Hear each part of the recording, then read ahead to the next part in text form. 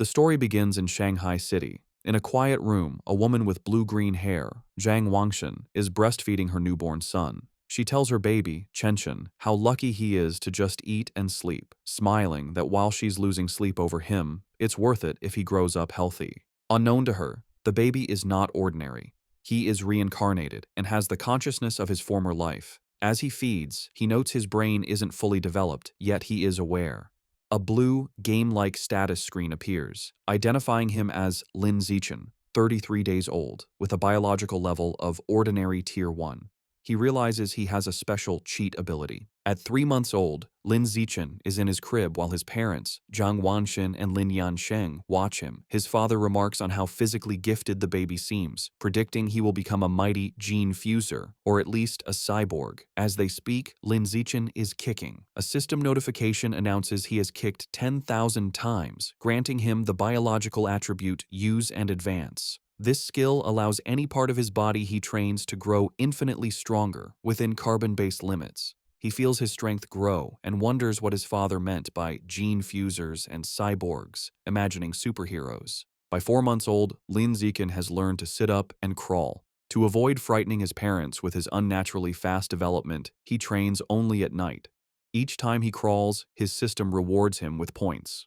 A month later, at 5 months old, he has mastered walking. At 6 months, he can finally sit up and crawl in front of his parents without it seeming too strange. While watching television, a news report on aberrant beasts shows gene fusers and cyborgs joining forces to fight them. For the first time, Lin Zichen understands this world is vastly different from his old one. He learns this Earth has mutated, giving rise to terrifying creatures called aberrant beasts. To fight them, humanity developed 2 paths. The first is mechanical ascension, where humans modify their bodies with technology to become powerful cyborgs. The second is gene modification, where humans fuse their genes with aberrant beasts, becoming gene fusers to fight monsters with their own power. Realizing the dangers, the reincarnated Lin Zichen resolves to use his system to grow up safely, evolve his abilities while laying low, and survive in this perilous world. One day, the doorbell rings. Zhang Wangxin opens it to a woman in a blue dress, Xu Ming, their new next-door neighbor. Xu Meng introduces her family, her husband, Shen Jianye, and their young daughter, Shen Qinghan, who clutches a doll. Lin Zichen looks at the little girl with purple hair. He acknowledges Shen Qinghan as his first friend in this new world, sensing their destinies will one day be tightly bound. Time passes, and Lin Zichen dedicates himself to training. At 7 months, thanks to his use and advanced skill, he has mastered running, jumping, and basic language by talking to himself, earning stat points for each activity. By 8 months, his training has progressed to doing sit-ups and push-ups in his crib. He is careful to practice only when his parents are not around. But one day, his mother, Zhang Wangxin,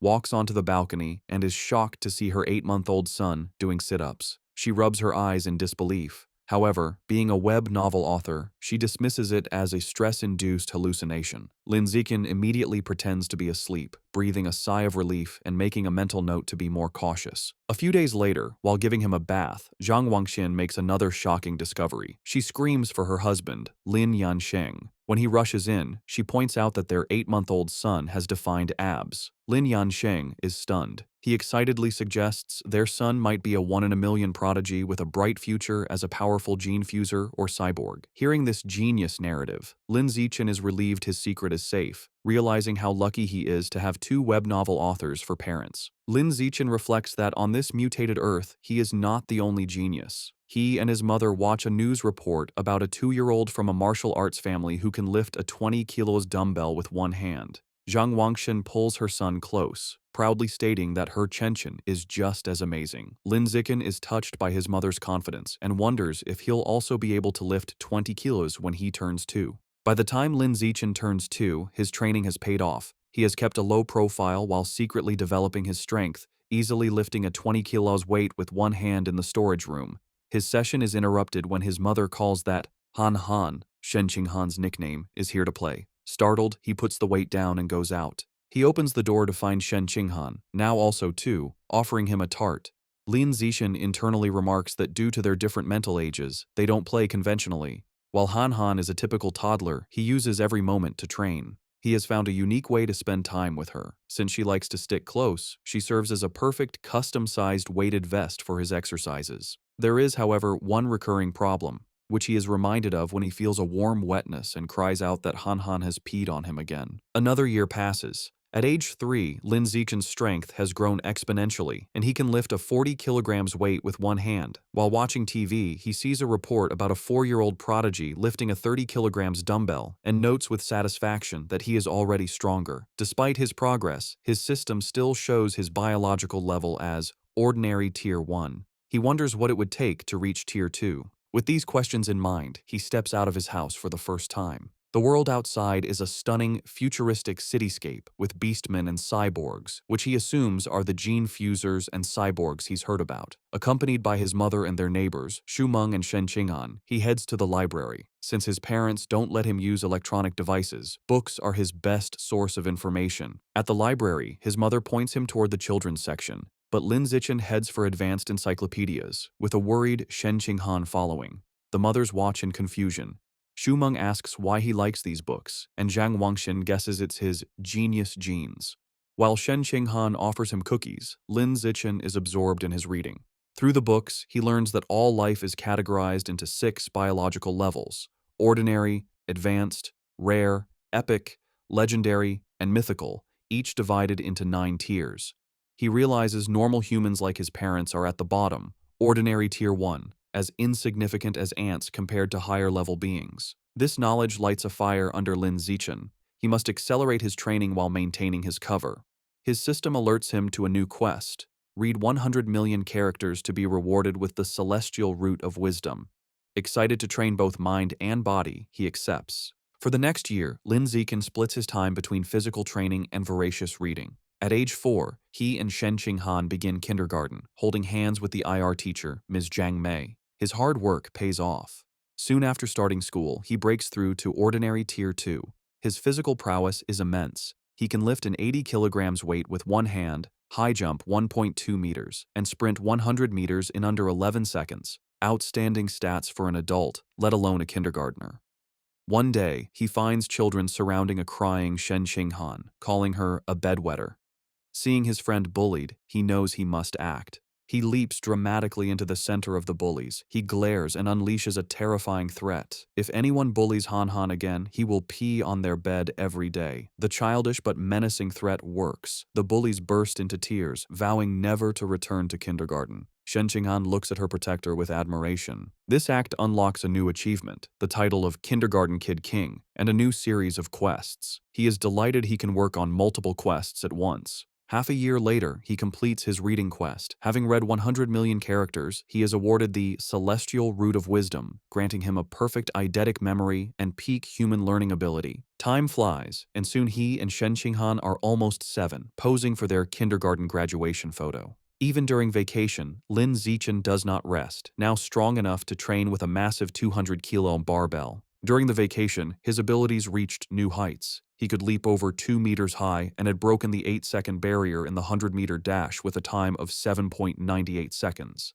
His mind was just as sharp. Boosted by his new attribute, he had already finished most of the elementary school curriculum. His new life began at Sunshine Elementary School. Because he was already self-studying advanced subjects, academic competitions were easy. He effortlessly took first place at the National Elementary School Academic Competition just to unlock his title as quickly as possible. Whenever he had free time, he would give Shen Qing'an private tutoring. Though not an exceptional talent, she was diligent. With his help, her grades improved dramatically, and after one semester, she was ranked second in the class, with Lin Zichen holding first place. To speed up his quest, he also participated in school sports meets, breaking every record. Just when he thought his school life would continue in this predictable routine, a special new transfer student appeared. The teacher introduced the newcomer, a girl with long, silvery blue hair named Bai Shui. Lin Zichen immediately knew she was different. As she stood in the doorway, he could sense a faint, unusual aura that did not belong to a normal human. As the new transfer student, Bai Shui, walks to find a seat, the other students watch her curiously. Shen Qing'an leans over to Lin Zichen, whom she calls Xiao Chen, and whispers about how pretty Bai Shui's hair is, like winter snowflakes. However, Lin Zichen is not in the mood to discuss aesthetics. As Bai Shui sits near him, his mind is on the strange, non-human aura he senses from her. He wonders if she could be a gene fuser or the descendant of one. In the following days, Baizue proves to be an enigma. She doesn't speak to anyone and lays her head on her desk the moment class ends, remaining motionless. She barely even gets up for the restroom. At first, students are curious, even taking photos with her while she sleeps. But as her behavior doesn't change, they lose interest, and the classroom returns to its routine.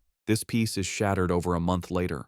A bizarre phenomenon begins. Bai Shui starts to secrete a viscous, white liquid. The substance has a foul odor and drips down her clothes and legs. The other students react with disgust, complaining about the terrible smell. A mean-spirited boy sneers a crude comment about the liquid and then pours his water bottle over her head, claiming he's washing her out. Humiliated and soaked, Bai Shui clenches her fist on the desk, and tears stream down her face as she begins to cry, her shoulders shaking with silent sobs. The bullies erupt in cruel laughter at her distress. Watching from their desks, Shen Qinghan turns to Lin Zichen with a worried expression, asking if they can help poor Bai Shui. Lin Zichen is confused. He had sensed Bai Shui was dangerous, so he can't understand why she is crying. He agrees to help. As he walks towards the bullies, he reevaluates his assessment. While he still doesn't understand her, he realizes that for now, she isn't a threat. She is just a weak girl being bullied, and he has to step in. Lin Zichen walks up to the main bully and grabs him by the collar, calling out his name, Guan Chun. With a menacing smile, he orders the boy to wipe the water off Bai Shui's desk. Guan Chun is terrified and stammers that he'll wipe it up right away.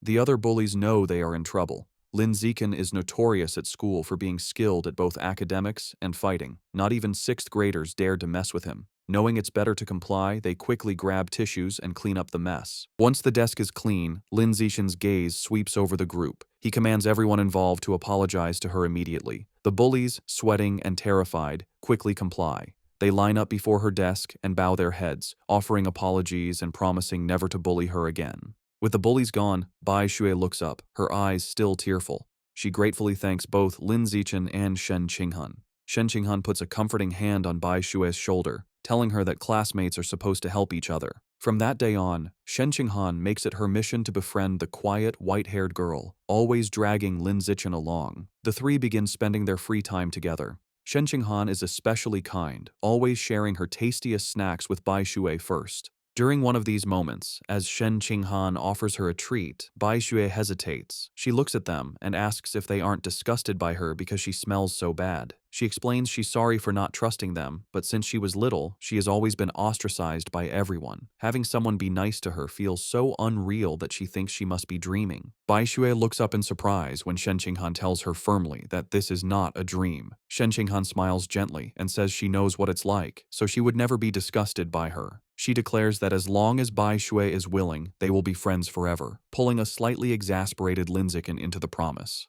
Overcome with emotion, Bai Shui tightly hugs Shen Qinghan. Tears of gratitude stream down her face as she thanks them for their kindness. After composing herself, she tells them she wants to give them a gift in return. She holds out a necklace with a pair of beast fangs, explaining it was a birthday present from her mother. She gives it to them, hoping it can be a symbol of their friendship. Shen Qinghan enthusiastically agrees, and the three children stand together in the schoolyard as the sun sets, joyfully declaring they will be friends forever. However, just as their newfound friendship was solidified, the unexpected happened. One day, Shen Qinghan is stunned to learn that Bai Shui has transferred out of the school. Lin Zichen confirms it, revealing that he saw her filling out the withdrawal papers. He flashes back to watching from the principal's office doorway.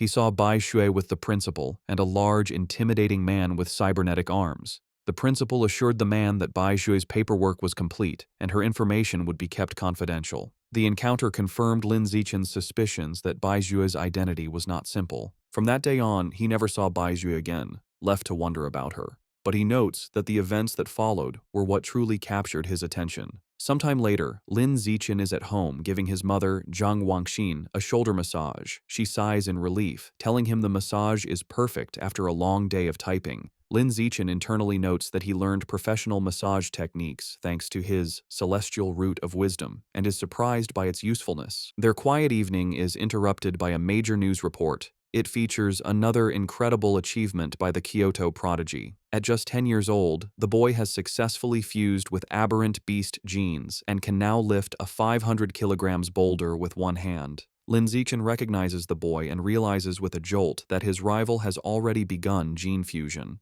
His father, Lin Yansheng, complains that the Kyoto prodigy is always on TV, questioning if they are trying to turn him into an influencer. The parents discuss it. Lin Yansheng explains the boy is from a 1,000-year-old martial arts family, so they likely have advanced gene fusion technology. Zhang Wangxin argues it's wrong to use a child as a guinea pig. Her husband counters that for such a family, family interests come first, earning a sarcastic "you know everything" from his wife. While his parents bicker, Lin Zichen is deep in thought. He recalls that before the fusion, the prodigy could lift 100 kilograms. Now he can lift 500 kilograms, a five-fold increase. In comparison, Lin Zichen, at only 8, can already lift a 300 kilograms weight with one hand without any gene fusion. He concludes with a confident fist pump that his own potential is far greater. His confidence was soaring, but that feeling was short-lived. The next news report taught him the true meaning of fear. Breaking news shows a city in a neighboring country completely devastated by a massive explosion.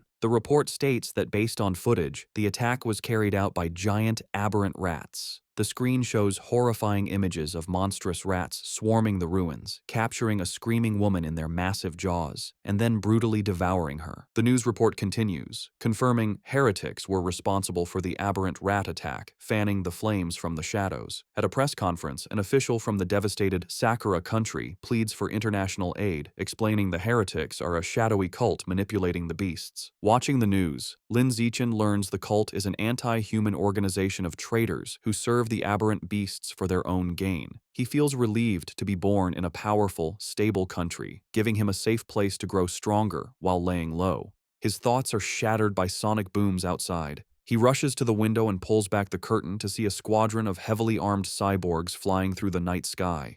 He wonders why so many are being deployed, hoping nothing bad is happening. The next morning, everything seems normal. Lin Zichen waits for Shen Qinghan, who runs up, apologizing for being late.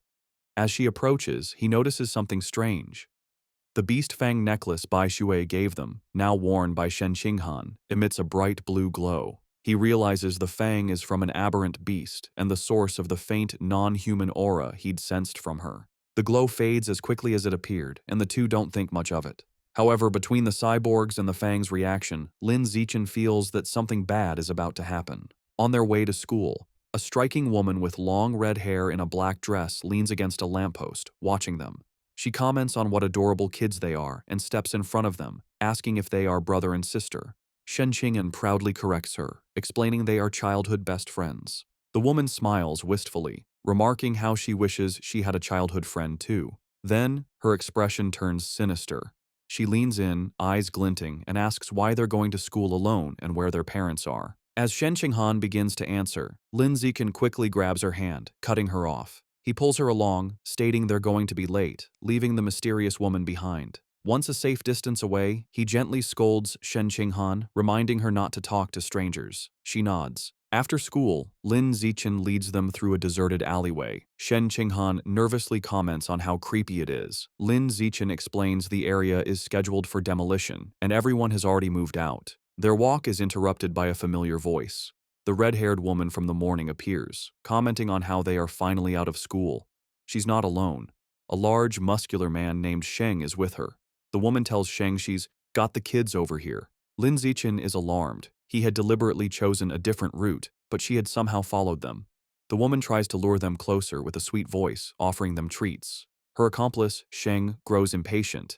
He tells her to stop talking and just knock the kids out so they can get it over with. Without another word, Sheng rushes toward them with a cloth, shouting he's in a hurry to sell them for cash. As he closes in, Lin Zichen shoves Shen Qinghan out of the way and squares up to face him. He clenches his fist and throws a powerful punch with all his might. The blow connects squarely with Sheng's face, stopping the larger man in his tracks. The immense force sends Sheng flying backward down the alley with a pained cry. The red-haired woman watches in utter disbelief, shocked that an elementary schooler could send a grown man flying. On the ground, Sheng coughs up blood, stunned. With Sheng down, Lin Zichen turns to the red-haired woman. Before she can react, he lands a solid punch to her midsection, followed by a powerful uppercut that knocks her unconscious. Standing over the defeated kidnappers, his expression hardens. He picks up a nearby brick, his intentions grim. He reasons that with no cameras in the deserted alley, he must finish them off. If they live, his superhuman powers will be exposed, ruining his plan to lay low and grow stronger. Just as he is about to deliver the final blow, the ground trembles violently. A powerful earthquake shakes the alley, catching them off guard. A moment later, a massive, clawed hand smashes through a nearby building wall. A monstrous giant aberrant rat emerges from the dust and rubble, towering over them. The beast ignores the children and looms over the unconscious woman, but instead of devouring her, it decapitates her with a swift swipe of its claws. The rat then picks up her severed head as Shen Qinghan screams in terror. Recognizing the danger, Lin Zichen scoops the horrified Shen Qinghan into his arms. He tells her it's a giant aberrant rat and they have to get to safety. He turns and sprints away, carrying her as they flee. As they escape, a flash of red and gold streaks through the sky. A female cyborg with blonde hair and rabbit ear attachments on her helmet dives into the alley. She moves with incredible speed, a blur of motion as she zips past the rat. Shen Qinghan, looking over Lin Zichen's shoulder, exclaims how unbelievably fast the cyborg is. The cyborg lands gracefully behind the monster. Facing the rat, the female cyborg prepares her attack. Her gauntlet glows as she charges her weapon and announces, "Anesthetic smoke." She fires projectiles at the monster, causing massive explosions that rock the alley. Lin Zichen shields Shen Qinghan from the blast. The aberrant rat is caught in the fiery explosions, roaring in pain, and is left dazed by the anesthetic smoke. Seeing her opening, the cyborg surges forward and finishes off the weakened beast in a flurry of strikes. Later, Lin Zichen watches a news report about the incident at home. He analyzes the fight, concluding the cyborg's power level probably isn't very high. He reasons she had to weaken the rat first, and it still took her 7 minutes to kill it. He reflects on the danger of giant aberrant rats, knowing they are tough creatures that can grow over 10 meters long and reach ordinary 5th tier. Fortunate that they escaped unharmed, the incident reminds him of the world's dangers. He resolves to increase his training to protect himself and those he cares about. He is later seen in his training space, doing weighted squats with a heavy barbell, his system rewarding him with points. Although the threat of aberrant rats looms, life continues. Soon, he and Shen Qinghan celebrate their 9th birthday with both families around a large cake. After making wishes, they exchange gifts. Thanks to his celestial root of wisdom, Lin Zichen had taught himself to carve in one night and crafted an intricate wooden hairpin for Shen Qinghan. She is overjoyed, placing it in her hair and exclaiming how much she loves it. Time passes quickly, and soon Lin Zichen and Shen Qinghan graduate from elementary school and start middle school. As they leave, his system notifies him that he has completed the Dominate 9 years of compulsory education achievement, unlocking the Kindergarten Kid King and Elementary School Top Dog titles. He becomes excited to unlock the Middle School Overlord title next, which will grant him the Survival of the Fittest attribute. During the break, he sticks to a high-intensity training regimen. His training includes 1,000 push-ups with a massive boulder on his back, granting him huge stat boosts. His hard work pays off. Just before school begins, after a 10 kilometers run, his system announces his biological level has broken through to ordinary 3rd tier. His physical attributes increase dramatically. He can now lift 700 kilograms with one hand, has a vertical jump of 4 meters, and can run the 100-meter dash in 6 seconds. As his power grows, he wonders what level the Kyoto prodigy has reached. Coincidentally, a news story airs on TV the night before school starts. The report reveals the now 14-year-old prodigy has fused with giant ant genes and can lift a 2,000 kilograms alloy block with one hand. Lin Zichen calculates that since giant ant genes increase strength by a factor of 4 to 8, the prodigy's true lift without the gene enhancement is only around 500 kilograms. This means Lin Zichen is still fundamentally stronger. He smiles, imagining how powerful he will become with future gene fusion. The next day, middle school begins. Because he was the city's top student, all the best middle schools tried to recruit him. He accepted the invitation from Shanghai Middle School, but only if Shen Qinghan could be in his class. During registration, they are welcomed by the principal and their new homeroom teacher, who express how much they are counting on him. After a few pleasantries, he makes an excuse and leaves with Shen Qinghan.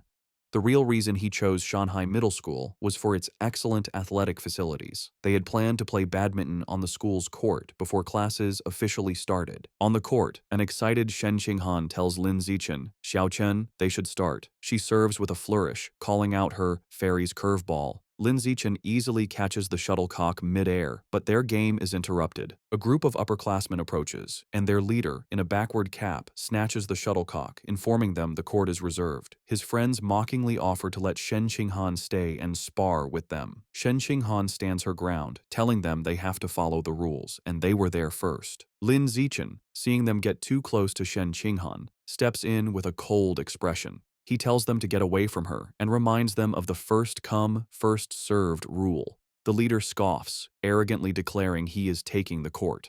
The leader holds the shuttlecock and tosses it up, but before he can serve, Lin Zichen moves. He declares that from now on, his rules are the only ones that matter. With a surge of power, he leaps and smashes the shuttlecock with incredible force. The shuttlecock rockets across the court, a white blur. It moves so fast, the leader barely has time to react. The force of the impact shatters his racket and sends his cap flying. The upperclassmen are left in shock, sweating and trembling. They wonder if Lin Zichen is even human, questioning if he's a gene fuser. One notes with terror that if the shot had been off by a little, their boss's head would have been taken off. Thoroughly intimidated, the upperclassmen bow deeply in apology. They tell Lin Zichen they understand the rules now and will be leaving immediately. They then beat a hasty retreat. Perhaps because word of the incident spread, no one ever dared to bully Lin Zichen or Shen Qinghan again. Aside from being bigger with better facilities, their new school life felt much the same. Academically, Lin Zichen was far ahead, having finished the middle school curriculum long ago.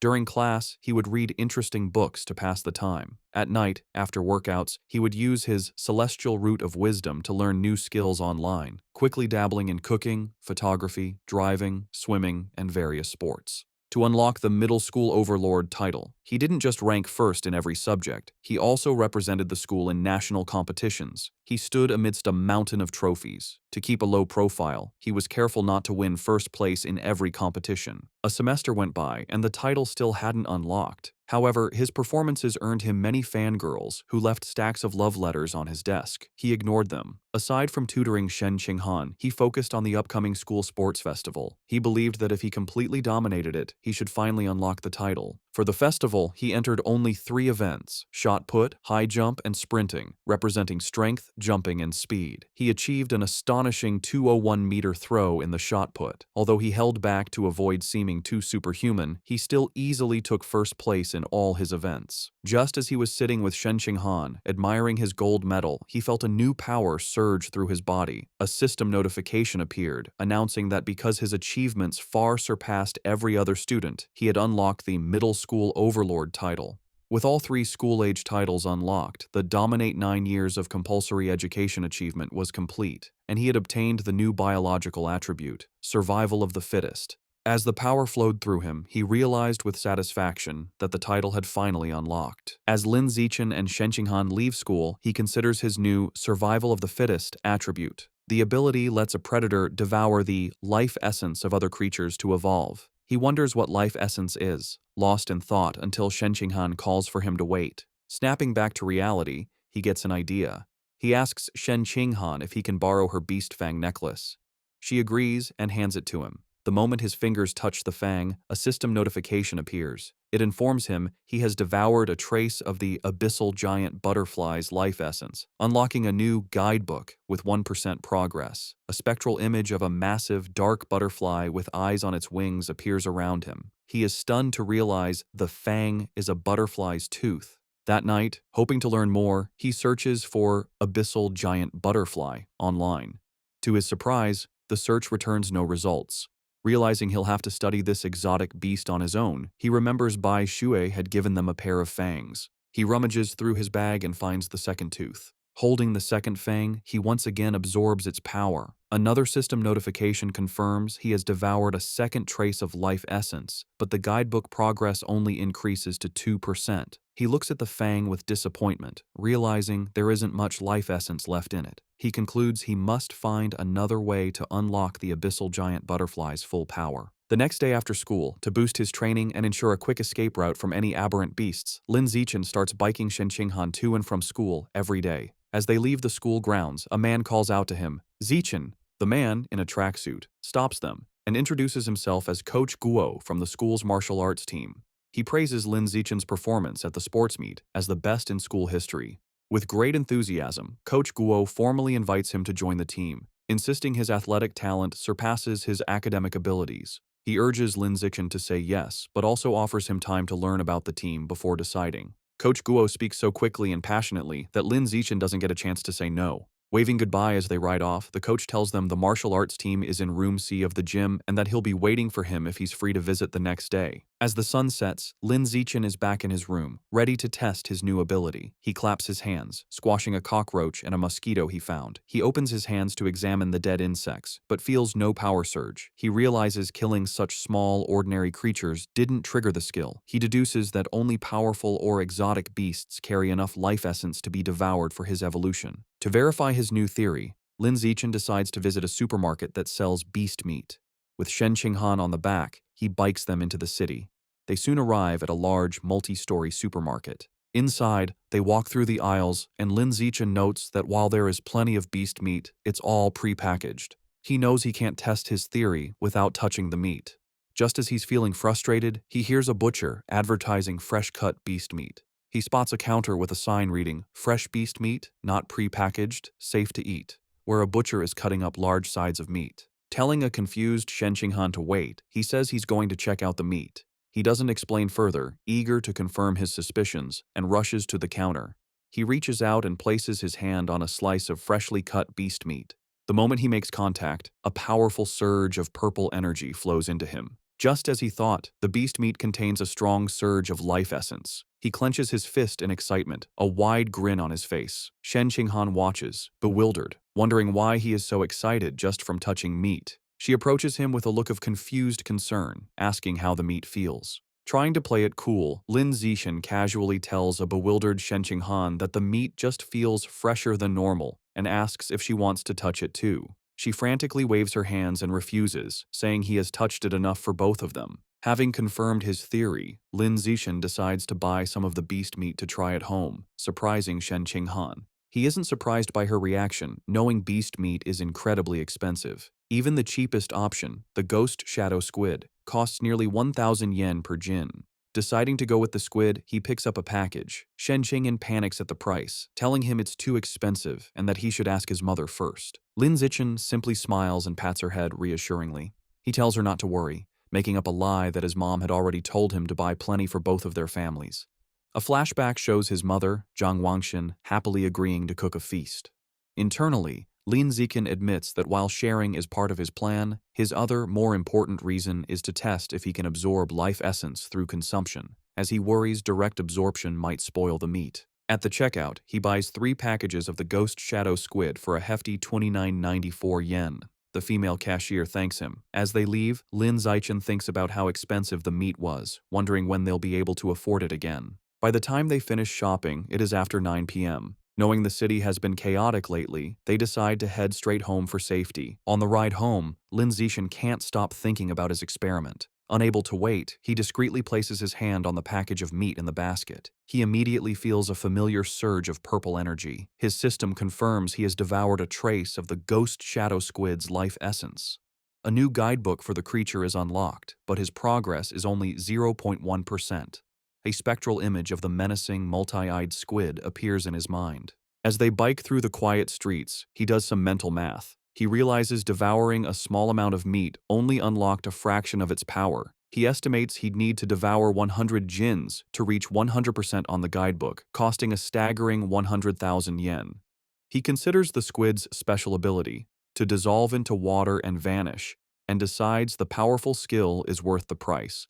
His course is clear. He needs to make a huge sum of money, as he can't ask his family for that much. He then remembers his second reason for buying the meat, to test if absorbing its life essence would cause it to spoil. He glances at the package. It's been a while, but the meat looks perfectly fresh. He grins, delighted that absorbing the essence doesn't ruin the meat. As he continues to absorb its power, his progress bar for the squid climbs to 3%. His concentration is broken when Shen Qinghan shouts a warning. He slams on the brakes, screeching to a halt just inches from a couple in the bike lane, and apologizes. He scolds himself for not watching where he was going, then wonders why the lane is so crowded. Shen Qinghan points ahead. They see a tense standoff. A muscular, red-haired man is holding a woman hostage at knife point. Shen Qinghan recognizes the hostage in terror as their teacher, Chao Mei. The man shouts threats at the crowd. The area is surrounded by police officers who try to de-escalate the situation through a megaphone. The police captain holds back an officer, Ah Bing, telling him not to shoot recklessly. The captain explains the target is too close to the hostage and using her as a shield, making a clean shot impossible. The officer suggests sleeping gas, but the captain rejects it, fearing it would provoke the suspect before it could take effect. While the police hesitate, Lin Zichen decides to act. He discreetly picks up a small rock from the pavement and flicks it with incredible speed and precision. The rock strikes Officer Ah Bing's gun, causing it to misfire. The stray bullet hits the hostage-taker's hand, forcing him to cry out and drop his knife, releasing Teacher Cao Mei. Seizing the opportunity, the police captain yells for his team to move in. The officers rush forward and swiftly arrest the disarmed suspect, while a female officer comforts the terrified but unharmed Teacher Cao Mei. As the situation is controlled, Lin Zichen quietly gets back on his bike. Shen Qinghan looks at him with wide, questioning eyes and asks if he threw the rock. He quickly shushes her, saying they should leave and talk later, and they pedal away. Just as they are about to get away, a voice commands them to stop. The police captain calls out, asking if Lin Zichen was the one who threw the rock. Panicked at being caught, Lin Zichen quickly denies everything with a nervous smile. The captain watches them pedal away, finding it strange that someone wouldn't want to admit to a good deed. He muses aloud that there's a reward for bravery. The word reward instantly catches Lin Zichen's attention. Needing money, he slams on his brakes, skids to a halt, and rushes back to the captain. He sheepishly retracts his denial, admitting he threw the rock and explaining that the money is really important to him. The captain tells him to come to the station to make a report, promising to help him apply for the reward. After informing their families, Lin Zichen and Shen Qinghan prepare to head to the police station. He assumes everything will go smoothly, but as the police lead the cuffed suspect away, something goes horribly wrong. The suspect's face begins to twist grotesquely. The police realize with horror that he's a heretic and is mutating into a giant aberrant rat right before their eyes. The monster breaks its cuffs and goes on a rampage, swiping its massive claws at the officers. The police captain gets on his radio, ordering all forces to open fire but to protect the civilians. The officers unload their weapons, but the bullets have no effect. A frantic report comes in, identifying the heretic as having fused with Rat King genes and calling for immediate backup. Realizing the danger, Lin Zichen apologizes, grabs both of them and pulls them away, urging them to run. He is relieved the monster isn't chasing them, but knows they need to get away fast. As they flee, a new figure streaks down from the sky in a purple aura. It's a female cyborg in sleek, futuristic armor. She lands a powerful blow on the giant rat, sending it staggering backward. Hovering in the air, the cyborg, a woman with short, dark purple hair, begins to charge a laser cannon in her chest. With a command to fire, she unleashes a massive, devastating beam of purple energy that engulfs the mutant rat. The creature roars in agony as it is completely disintegrated, leaving nothing but scorched remains. Lin Zichen watches, stunned by the cyborg's incredible power. With the threat gone, Teacher Cao Mei and Shen Qinghan breathe sighs of relief. Lin Zichen, however, is more concerned about his bike, noting with relief that the blast didn't hit it, which would have been a huge financial loss. Just as the tension subsides, he has a sudden realization. He looks into the bike's basket and sees the expensive ghost shadow squid meat has spoiled, giving off a foul smell. He now understands his initial theory was correct. Absorbing the life essence causes the meat to spoil, but there's a delay. Holding up a limp tentacle, he realizes he needs an excuse and decides to blame the fight and the now deceased heretic. Putting on a dramatic show, he throws the spoiled tentacle down, loudly blaming the heretic and the cyborg's attack for roasting the meat. Teacher Cao Mei comforts him, saying what matters is that they're all safe. Although they plan to go home, at the captain's request, they end up riding with the security team to the station. They didn't expect to be transported in the same van as the heretic's remains. After the laser blast, all that was left was a pile of scorched flesh on a gurney, and the smell was intense. As he sits in the foul-smelling van, another thought strikes Lin Zichen. He remembers that the beast fangs from Bai Shui still contained life essence long after the creature was dead. A new possibility dawns on him. Could there be life essence left in this corpse as well? And if so, could he devour the corpse's Rat King gene for himself? Sitting in the police van, Lin Zichen wonders how much of the Rat King gene he can devour from the heretic's scorched corpse. Deciding to find out, he discreetly reaches his hand towards the remains. The moment he makes contact, he feels a powerful surge of red energy. His system confirms he has devoured a trace of the giant mutant rat's life essence, unlocking its guidebook with an impressive 5% progress. He is shocked by how much he absorbed and realizes the freshness of the source is directly proportional to the amount of life essence he can obtain. The escorting officer, Ah Bing, notices his movement and tells him to sit still. Lin Zichen quickly claims he just needed to stretch. Later, at the public security office, he knows that while Ah Bing was easy to fool, the security captain is sharper. The captain informs Lin Zichen that he has applied for his bravery reward, but then questions him more seriously. He asks how a middle schooler, at such a distance and in poor lighting, managed to so precisely hit the heretic's knife hand with a rock. Lin Zichen gives a vague answer, claiming it's because he often trains his right hand. The odd response leaves the captain speechless. Their conversation is interrupted when Shen Qinghan calls out that her auntie is here.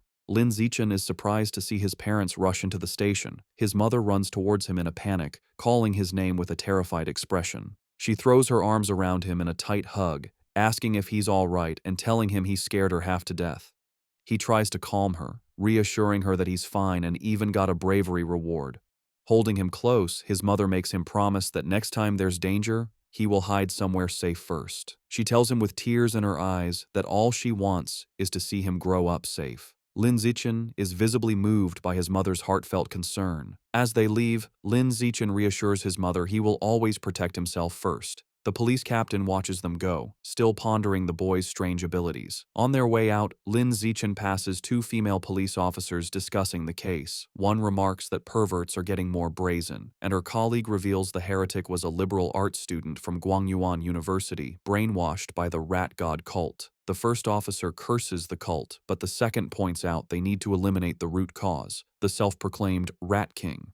The name instantly catches Lin Zichen's attention. In the car home, he immediately starts researching the rat god cult on his phone. Surprised to find a ton of information, he learns the cult's main base is in Shanghai City, and most of its members are societal outcasts. He uncovers a shocking piece of information suggesting the Rat King wants to evolve into a higher life form and is forcing its followers to gather evolution materials. This leads him to a chilling question. Has the Rat King, an aberrant beast, already developed sentience? His thoughts are interrupted when he glances out the window and sees a giant rat, nearly the size of a cat, on the sidewalk. For a moment, he wonders if it's related to the Rat King, but quickly dismisses the idea, telling himself that in the South, cat-sized rats aren't that unusual. Shaking off the thought, he realizes how quiet Shen Qinghan has been. He looks over and sees her squirming uncomfortably, her knees pressed tightly together. He immediately understands. He recalls that ever since she was a child, whenever she gets nervous or startled, she can't control her bladder. While embarrassing for her, Lin Zichen has always felt this peculiar reaction might be linked to some hidden potential within her. When they get home, Lin Zichen's mother, Zhang Wangxin, is shocked that the nearly 3,000 yen worth of beast meat is gone. Lin Zichen quickly thinks of an excuse, sheepishly claiming that during the emergency, he must have dropped it while running away. His mother immediately puts his safety first, telling him to forget the meat and that all that matters is he is unharmed. Lin Zichen breathes an internal sigh of relief, glad he fooled his mother. However, his father, Lin Yansheng, is more stubborn. He announces he is going back to look for the expensive meat, boasting that a fated wage slave like him is tough. Lin Zichen tries to stop him, arguing it's too dangerous and the meat is already spoiled. His father becomes suspicious, asking how he could know it had gone bad. Sweating nervously, Lin Zichen quickly claims it was an obvious guess. Meanwhile, back at the now empty public security office, the police captain is still pondering the night's strange events. As he smokes a cigarette, he can't shake the question of how an ordinary middle schooler could have thrown a rock with such incredible power and precision. Suddenly, he hears a strange noise from the corner. His eyes widen in shock as he sees a massive rat, far larger than any normal rodent, perched on top of the filing cabinets. Before he can react, the giant rat leaps down. The captain instantly draws his pistol and opens fire. The confrontation is swift and violent, ending in a bloody blur. The next day in class, Lin Zichen sighs at his desk. Reflecting on the previous night, he concludes he is still too weak compared to the powerful heretic and the female cyborg. He needs to make money fast to buy more beast meat like the ghost shadow squid to fill his guidebook's progress bar. He considers becoming an influencer or selling study materials, but dismisses the idea as too flashy and against his goal of keeping a low profile. Suddenly, an idea strikes him. He remembers that in this world, martial arts and gene fusion are more important than academics. He decides it's time to act. Later, he heads to the gym where the martial arts team practices in Building C. He finds Coach Guo drinking from a thermos and greets him. A surprised Coach Guo asks if he is there to join or just to learn more about the team. Instead of answering, Lin Zichen leans in and discreetly asks if joining the team offers a chance to compete in city tournaments and if the prize money is high. The coach smiles, confirming he would have a chance and that prizes are worth tens of thousands. With his main concern addressed, Lin Zichen shakes the coach's hand and announces he is joining the martial arts team today. Coach Guo happily welcomes him. The coach gathers the team to announce their new member. He introduces Lin Zichen, reminding them of his performance as the sports meet champion. The other team members, Zhang Kai, Huang Tianxing, or Ah Xing, Li Shutong, and Han Yiguo, introduce themselves. Finally, Lin Zichen introduces himself. Since Lin Zichen has no formal martial arts training, Coach Guo demonstrates basic fist and leg techniques. The coach explains the moves look simple but are difficult to master, noting that the team's fastest learner, Li Shutong, took a week to perfect them. He then encourages Lin Zichen to try. Lin Zichen assumes a ready stance.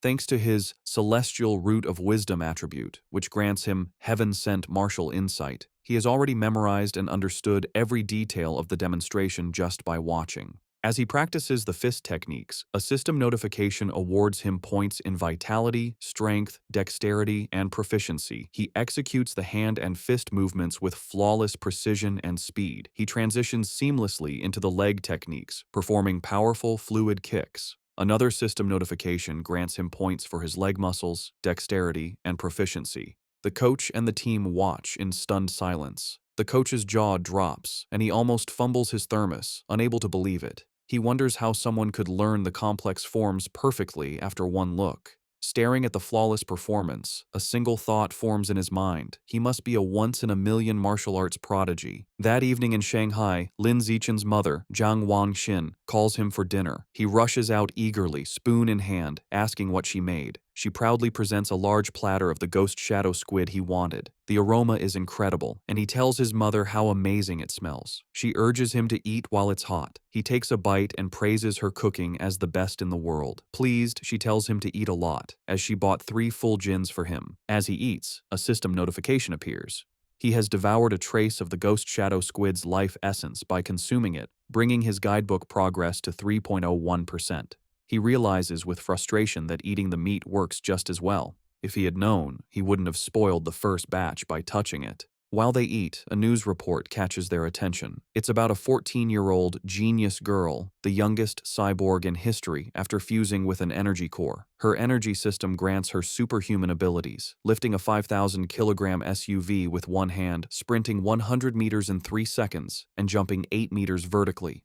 Watching this, Lin Zichen ponders the debate in his world. Between the Kyoto prodigy's gene fusion and this girl's cybernetics, which path is stronger? His thoughts are interrupted by another breaking news story. It announces that the security captain they met, He Chun-shan, was killed in his office. Surveillance footage showed he was attacked and devoured by a giant mutant rat that infiltrated the station. Medics are shown wheeling his body into an ambulance. Lin Zichen is horrified. He recalls the large rat he saw the night before and wonders if it was connected. He imagines a giant rat rampaging through the city. The captain's death is a grim reminder of the escalating danger. Staring intently, Lin Zichen decides he must intensify his training immediately. Following the police captain's death, Lin Zichen dedicates himself to a grueling training regimen. After intense practice, he can now sprint 100 meters in a blistering 4.61 seconds. His physical power has skyrocketed. His vertical jump is 5.3 meters, and he can lift an astounding 1,200 kilograms with one hand. In addition to his personal training, he continues his martial arts practice with the school team, hoping to boost his strength quickly for the upcoming tournament. The next morning at school, he heads to the gym to practice, with a curious Shen Qinghan tagging along. On their way, a girl with pink hair warmly greets Lin Zichen and offers him a bottle of fresh milk. He politely declines, thanking her, and walks past with Shen Qinghan, leaving the girl disappointed. Watching from a distance is his teammate, Zhang Kai. He clenches his fist in anger, resentful that the person who beat him at the sports meet is rejecting a gift from the girl he admires. Unable to contain his frustration, Zhang Kai rushes forward and blocks their path. He confronts Lin Zichen, scolding him for his poor manners and for hurting the girl's feelings. When Lin Zichen calmly explains he is allergic to milk, Zhang Kai refuses to believe him and calls him a liar. Enraged, Zhang Kai points at Lin Zichen and challenges him to a spar. He sets the terms. If he loses, he will never bother Lin Zichen again, but if Lin Zichen loses, he must drink the whole bottle of milk. Just as the challenge is issued, a new system notification appears. A new achievement mission has been triggered. Defeat 1,000 different opponents in formal competition for the survival of the fittest biological trait. A sly grin spreads across Lin Zichen's face. This is the opportunity he has been waiting for. Surrounded by a menacing purple aura, he accepts the challenge, his eyes glinting with anticipation as he agrees to the spar. Word of the duel spreads quickly through the school. Two students excitedly decide to go watch the fight between the popular junior, Lin Zichen, and a senior. By the time they are ready, the gym is packed with onlookers in a large circle around the sparring area. The crowd is clearly on Lin Zichen's side. Many of his female fans cheer him on, telling him to teach his opponent a lesson, including the pink-haired girl from earlier who gets her phone ready. Zhang Kai scoffs, annoyed that everyone assumes he will lose. He internally admits Lin Zichen's talent has grown incredibly over the past month. He sees this duel as his last chance to put the rising genius in his place and show off his own strength. In contrast to his opponent's intensity, Lin Zichen seems unfazed. He casually states that he needs to go home for dinner and asks if they can make the fight quick. Taking this as an insult, Zhang Kai smirks and agrees to grant his wish. Coach Guo steps between them to officiate. He raises his hand to start, reminding them of the rules. However, before the fight begins, Zhang Kai shouts for them to wait. With a condescending grin, he offers Lin Zichen a handicap. He points out that he has trained for nearly 2 years, while Lin Zichen is a novice of only a month. To be fair, he declares he will let Lin Zichen have the first 3 moves. Lin Zichen simply agrees. The moment he agrees, Lin Zichen explodes into motion. He closes the distance in a blur, catching Zhang Kai by surprise. Before his opponent can raise his guard, Lin Zichen unleashes a single devastating punch. The blow connects with brutal force, sending blood flying from Zhang Kai's nose. He is knocked out instantly, collapsing unconscious on the gym floor. The entire gym is stunned into silence. Coach Guo's jaw drops as he stares in disbelief, shouting that the fight was over in one punch. The rest of the martial arts team and the crowd are equally shocked, calling the outcome ridiculous, unable to process that the duel was over in a single second.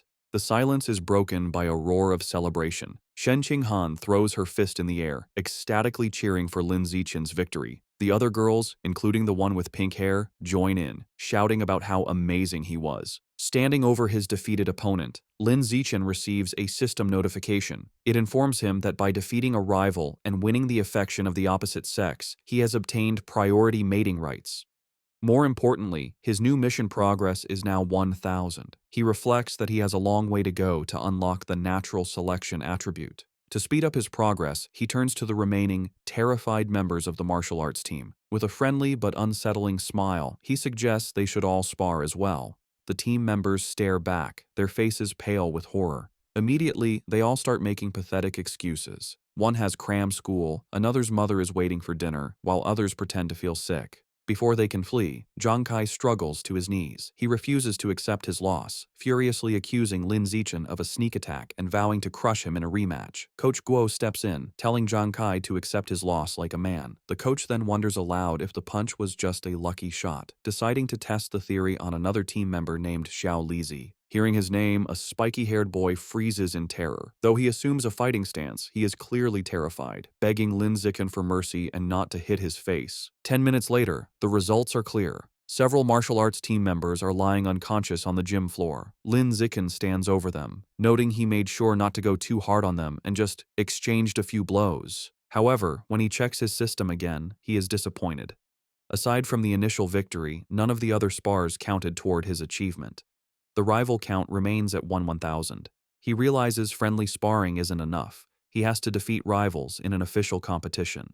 As he thinks about this, a hand claps his shoulder. Coach Guo grins manically, declaring that Lin Zichen is a true genius. He exclaims that in just over a month, the newcomer has become the team's ace. Filled with new confidence, the coach proclaims that with Lin Zichen leading, their school will crush all others and take first place at this year's regional martial arts tournament. As Coach Guo celebrates, Lin Zichen has a moment of clarity. He realizes the coach is right. The upcoming tournament is the perfect opportunity to face many official opponents at once. He becomes determined, understanding that as long as he defeats them in an official competition, each victory should count toward his progress. His thoughts are interrupted when a defeated Zhang Kai calls his name. Having regained consciousness, Zhang Kai stands, points at Lin Zichen, and formally accepts his loss with a bizarre and overly graphic declaration of submission. His strange words leave everyone, including Shen Qinghan, Coach Guo, and Lin Zichen, completely shocked and disturbed. With the duel over, the spectators and coach quickly flee, leaving a bewildered Zhang Kai alone, complaining he hadn't finished his speech. In this world, high schoolers must choose between martial arts or academics. Given the world's dangers, the martial arts class is considered the superior choice.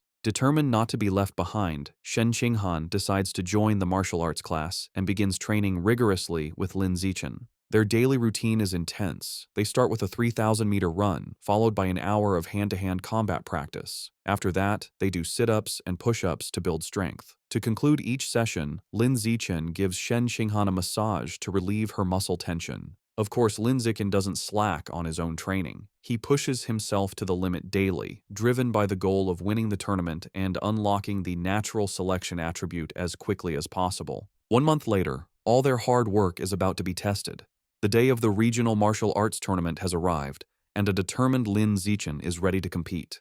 The tournament is at the massive city gymnasium, with a huge crowd around a central fighting ring. In the waiting area, the mood is tense. Coach Guo nervously reviews the roster, complaining that their school, Shanghai High, drew a match against the strongest team, Shanghai No. 1 High. Another team member adds to the anxiety, mentioning their opponents have a fighter who can run the 100-meter dash in under 9 seconds, leaving them feeling outmatched. Sensing the team's low morale, Lin Zichen calmly raises his hand and volunteers to fight first. Though still worried, Coach Guo agrees to let his ace take the stage. As Lin Zichen walks into the arena, Shen Qinghan cheers him on from the sidelines, while Coach Guo shouts encouragement through a megaphone. Lin Zichen readies himself for the fight. His opponent, a much larger and more muscular student from Shanghai No. 1 High, steps forward. He acknowledges Lin Zichen's talent for making it to the tournament as a first year. However, his tone quickly turns mocking. He sneers that the stage isn't meant for a shorty who hasn't even hit 1.7 meters. Flexing his bicep, he promises to show Lin Zichen what a true gap in size and power feels like. The referee signals for the duel to begin. The large opponent rushes forward, unleashing a powerful punch. To his shock, Lin Zichen doesn't retreat. He effortlessly sidesteps the blow and counters with a swift punch to his opponent's chest. The impact is devastating. The force sends the massive student flying backward across the arena, knocking him out cold. The announcer stares in stunned silence before stammering a victory for Lin Zichen. On the sidelines, Shen Qinghan jumps to her feet, cheering that her Xiao Chen was amazing. The rest of the Shanghai High team erupts in celebration, mobbing their coach and shouting that Lin Zichen is insane, dismissing his opponent's strength as dead muscle. Meanwhile, on the other side, the coach for Shanghai No. 1 High is furious. He berates his defeated student for charging in blindly without using his footwork. Back in the ring, Lin Zichen receives a system notification confirming he has defeated another tournament rival, improving his ranking and bringing his elimination count to 2-1,000. He clenches his fist, satisfied that these matches are what he needs to advance. The opposing coach, determined to stop this, calls his next fighter forward, a boy named Chen Feng, and orders him to crush the first year as quickly as possible.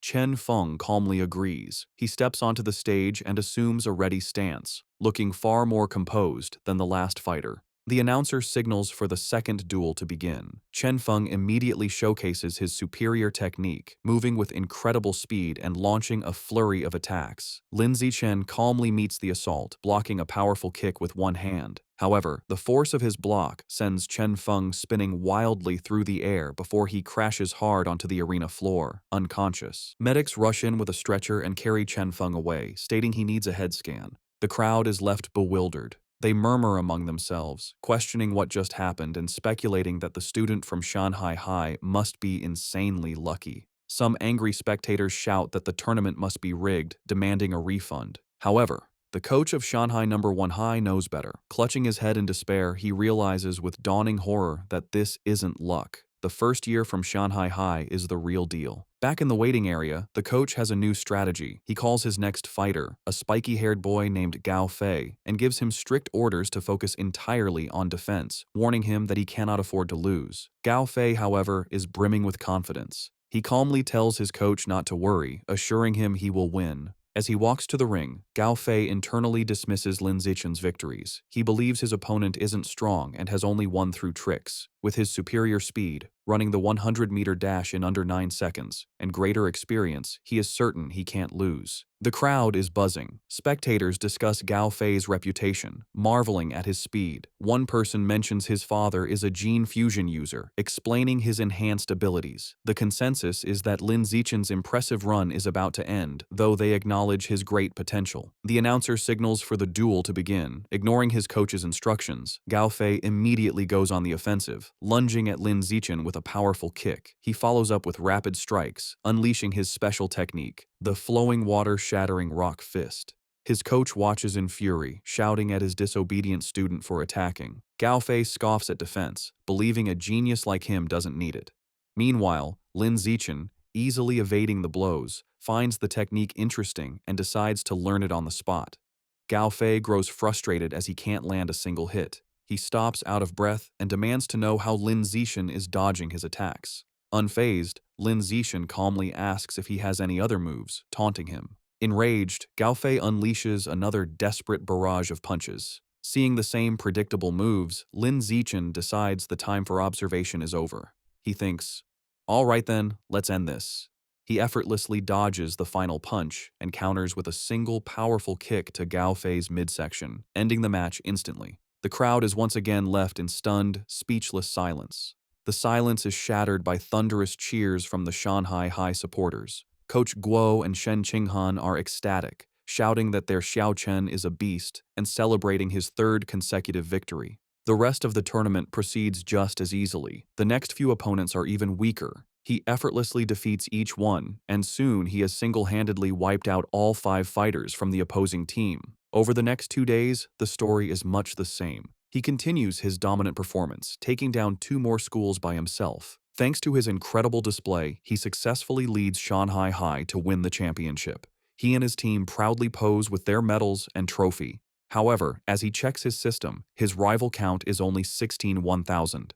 He realizes with disappointment that at this rate, it will take years to unlock the natural selection attribute. Despite his slow quest progress, there is a silver lining. He didn't expect Coach Guo to be so generous, but he gets the bulk of the tournament prize money, a full 20,000 yuan. Combining this with prize money from academic competitions, he now has around 30,000 yuan. That money doesn't last long. He immediately spends it all at the supermarket on a massive supply of ghost shadow squid meat. For the next several weeks, he devours the expensive meat at every meal. After consuming 30 jin, his codex unlock progress for the ghost shadow squid reaches 33%. His intensive training and consumption of beast meat pay off. By his second year of middle school, he breaks through to the next level, advancing from ordinary Tier 3 to Tier 4. His physical abilities reach new heights. He can now effortlessly lift 1890 kilograms with one hand, jump 5.65 meters vertically, and sprint 100 meters in just 4.49 seconds. Time flies, and soon he and Shen Qinghan graduate from Shanghai's middle school division.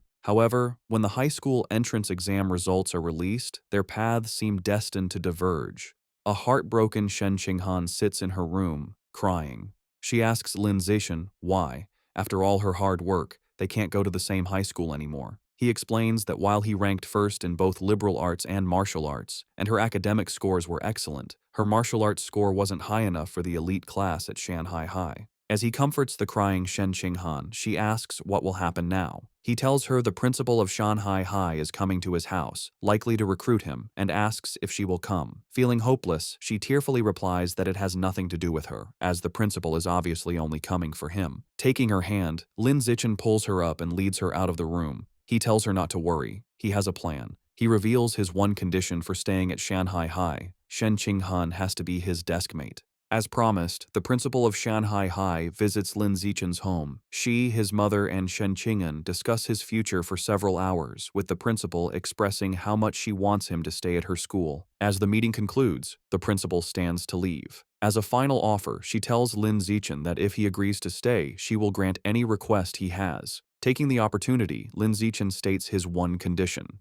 Shen Qinghan must be allowed to continue in the same class with him. The principal looks at the nervous Shen Qinghan and confirms her name. Without hesitation, she agrees. With a smile, she tells them both to report to Shanghai High together for the new school year. Overjoyed, Lin Zichen and Shen Qinghan thank her. With their high school future secured, Lin Zichen participates in his final junior high martial arts tournament. As expected, his overwhelming power easily leads his team to another championship. He decides to use the prize money to finally unlock the Ghost Shadow Squid Codex. He was only 20% away, and the new prize money was enough to max out the progress bar. Unsure what might happen, he travels to a secluded forest outside Shanghai for safety. Deciding not to waste time, he begins devouring the life essence from the last of the squid meat. A powerful blue energy surrounds him as a system notification confirms he is absorbing a large amount of essence. His eyes widen as he feels a final surge of power, and the Codex progress bar hits 100%. A new notification announces he has unlocked the Ghost Shadow Squid Codex and obtained a new biological attribute,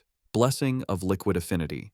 The ability enhances his affinity with water, allowing him to move freely and even vanish in aquatic environments. However, as the power settles, he stands in the quiet forest holding the limp squid tentacles and feels his new ability is kinda underwhelming. Still feeling underwhelmed, Lin Zichen tests his new ability in a nearby pond. He finds his Blessing of Liquid Affinity has some benefits. He can soak for long periods without his skin wrinkling, and swimming is much easier with reduced water resistance. However, there are no other noticeable effects. He sits in the water and rationalizes that since the Ghost Shadow Squid is a low-tier beast, it's fair the ability isn't very powerful. He resolves that to get better attributes, he will either have to save up for higher-grade beast meat or become strong enough to hunt powerful wild mutant beasts himself. The memory of the terrifying giant mutant rats strengthens his resolve, and he clenches his fist, determined to grow stronger. With less than a week before school begins, Lin Zichen's mother and Shen Qinghan's family decide to go on a trip.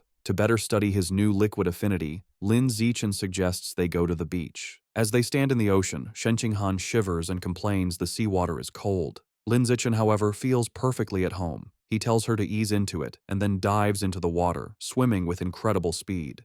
As he moves, his system rewards him with stat points for swimming and diving. From the shore, a nervous Shen Qinghan calls out, asking him to teach her how to swim. Lin Zichen pops his head out of the water, suddenly remembering his childhood friend doesn't know how yet. He begins patiently teaching her the basics. Given her average athletic talent, he assumes she will struggle. However, Shen Qing'an proves him wrong. She excitedly exclaims that swimming is surprisingly easy and that she learned it right away, diving effortlessly. She swims gracefully and surfaces with a look of shock, surprised she can dive without any instruction. Lin Zichen watches in shock as a strange blue aura of water seems to emanate from her. After she surfaces, she excitedly tells him how amazing it feels. She notes that while opening one's eyes underwater usually stings, she feels no discomfort. In fact, she finds it cool and pleasant. Her words leave Lin Zichen deep in thought. He watches her swim away, finding the situation unusual. He reasons that even with a natural talent for water, there's no way she could have mastered all the skills so instantly. Her rapid learning is simply not normal. Suddenly, a realization dawns on him. He recalls her lifelong problem with bedwetting when nervous. He wonders if this weakness is actually a sign of a powerful, innate water affinity she was born with. The idea excites him. He becomes convinced she might possess some kind of special cultivation body, like a character from his parents' Xianxia novels. To test his theory, they continue diving. Her performance shocks him even more as they explore the underwater world. He notes they have been holding their breath for over 10 minutes, an incredible feat for a beginner like Shen Qinghan. As they swim, Shen Qinghan's expression suddenly changes. A strange, swirling sound begins to vibrate through the water around her. Both look up, trying to find the source. They surface abruptly, and Shen Qinghan cries out as the glowing blue water swirls around her. Later that night, as they walk along the beach, Lin Zichen asks what happened. Shivering, she explains that underwater, she kept hearing strange and creepy sounds right by her ear. He comforts her and asks what kind of sounds. She tells him she couldn't understand the language, but it was a female voice that echoed non-stop until she surfaced. To help a frightened Shen Qinghan calm down, Lin Zichen brings her back to their hotel room. Later, he searches online for information about the strange female voice, but finds no results. Unsettled and unable to sleep, he uses his restless energy to train. As he performs 1,000 weighted sit-ups, he feels a sudden surge of power. A system notification announces his hard work has paid off. He has advanced to ordinary Tier 5. Surprised but pleased, he considers his new strength. He realizes that at Tier 5, he is powerful enough to rival a fully grown giant mutant rat. A determined glint appears in his eyes as he clenches his fist, confident that tearing the beasts apart with his bare hands is no longer impossible. Eager to test his new limits, he goes to the empty beach at night. The stat boost is immense. His 100-meter dash time has dropped to a mere 3.64 seconds, and his vertical jump has increased to an incredible 6.98 meters. To test his strength, he finds a nearby car and discovers he can now lift the 1,600-kilogram vehicle with one hand. With this new progress, his life moves forward. The vacation ends, and he and Shen Qinghan begin high school at Shanghai High. On their first day, they arrive early for class duty. Two new female classmates immediately recognize him, whispering excitedly about how handsome he is and how lucky they are to be on duty with him. While he is surprised his classmates know him, something even more unexpected happens. Simply performing class duty triggers a new system quest. The achievement requires completing 1,000 cooperative tasks for a new biological attribute, social animal. As he cleans the classroom with Shen Qinghan, he wonders what this new attribute will do. Since the school year has just begun, he takes the opportunity to visit the Mammoth supermarket after school. Now that he has unlocked the Ghost Shadow Squid Codex, he knows it's time to choose a new target for his ability. As he browses the expensive beast meat section, his eyes lock onto a new item. In one of the refrigerated cases is the packaged head of a savage giant eagle, priced at 1998 yuan per jin. An eager grin spreads across his face as he picks up the package, making his decision. This will be his next target. The savage giant eagle is a higher-tier aberrant beast than the ghost shadow squid. It has incredibly powerful vision, 30 times stronger than a normal human's, making it a formidable hunter that can precisely capture even the fastest prey. Back in his room, Lin Zichen examines the eagle meat. He concludes that unlocking its guidebook is a worthy goal, as its enhanced vision would provide a massive combat advantage. He also notes its price of 1,998 yuan per jin makes it one of the more affordable options. He places his hand on the meat, and a blue energy surrounds him as his system confirms he has devoured a trace of the savage giant eagle's life essence, unlocking 1% of its guidebook. After some calculations, he realizes that since 1 jin of meat provides only 1% progress, he will need to spend over 200,000 yuan to fully unlock the guidebook. He understands that high school tournament prize money is much higher than in middle school. With renewed determination, he decides he must work harder in competitions to earn the money to unlock the Savage Giant Eagle's codex before his second year. With the end of summer vacation, Lin Zichen's high school life at Shanghai High begins. On the first day, the teachers introduce themselves: the martial arts and homeroom teacher, the mechanical modification teacher, the gene fusion teacher, and the wilderness survival teacher. After their introductions, they ask the students to introduce themselves. Several students go first. A girl with long purple hair, Chu Yutong, says her specialty is in the arts. She is followed by an energetic pink-haired girl, Zhong Yijia, who shares her love for anime, cosplay, and sports. Next, a boy named Peng Huoguang says he likes to play video games at home. Soon, it is Shen Qinghan's turn. Being the center of attention makes her extremely nervous. With a blushing face, she manages to say her name is Shen Qinghan, that she enjoys drawing, and asks everyone for their future guidance. Finally, it is Lin Zichen's turn. His introduction is the shortest and most direct. He simply stands and states his name, asking for everyone's support. After introductions, time passes quickly. A new female classmate with brown hair approaches Shen Qinghan, who looks surprised. The girl asks Shen Qinghan for her entrance exam score. Shen Qinghan nervously replies that she scored 709 points, and then asks the new girl, Chu Rui, for her score. Chu Rui is impressed, exclaiming that Shen Qinghan's score is more than 10 points higher than her own 698. Chu Rui then asks about the physical fitness portion, admitting she only scored 95 out of 100. This question makes Shen Qinghan extremely uncomfortable. She stammers that her score wasn't as good, internally panicking because her score of 79 was so low she almost didn't make it into the elite class and feels too embarrassed to say it out loud. Not getting the hint, the persistent Chu Rui continues to guess if Shen Qing'an scored 94 or 93. Shen Qing'an, looking down in shame, quietly tells her it was even lower. Chu Rui continues guessing scores in the low 90s, making Shen Qing'an even more flustered. Suddenly, a hand slams down on the desk between them, startling Chu Rui. It's Lin Zichen. He smoothly leans in and asks the flustered girl if he can add her on WeChat. Surprised and thrilled that a handsome boy is giving her attention, she eagerly agrees. From her seat, Shen Qing'an breathes a sigh of relief, grateful that Lin Zichen saved her from the awkward conversation. Lin Zichen then turns to another male classmate, Hey Yu, and also asks to exchange contact information. After adding them, he creates a 4-person group chat. A system notification immediately confirms he has successfully created a group, completing another cooperative task. His progress for the social animal achievement is now at 2 out of 1,000. He reflects that this quest is surprisingly easy. After creating the group chat, the 4 new friends start to get to know each other. He Yu reveals he is from the neighboring Nanyuan city and comes from a prestigious martial arts family that runs a dojo. He even proudly mentions placing 8th in the Nanyuan City Youth Martial Arts competition. Chu Rui shares that her family owns a chain of clothing stores, making her wealthy. After Lin Zichen and Shen Qinghan also share their backgrounds, the 4 quickly become a close-knit group. Just as they are getting comfortable, He Yu asks the others to guess who the strongest student in their class is. Chu Rui immediately points to Lin Zichen, guessing it must be him since he was the top scorer on the entrance exam for their entire district. This shocks He Yu, who had no idea his new friend was so accomplished. However, Lin Zichen humbly suggests that being the top scorer doesn't necessarily make someone the strongest. He reveals a surprising fact. The principal had spent a lot of money to recruit 2 exceptionally powerful students from Nanyuan City for their class.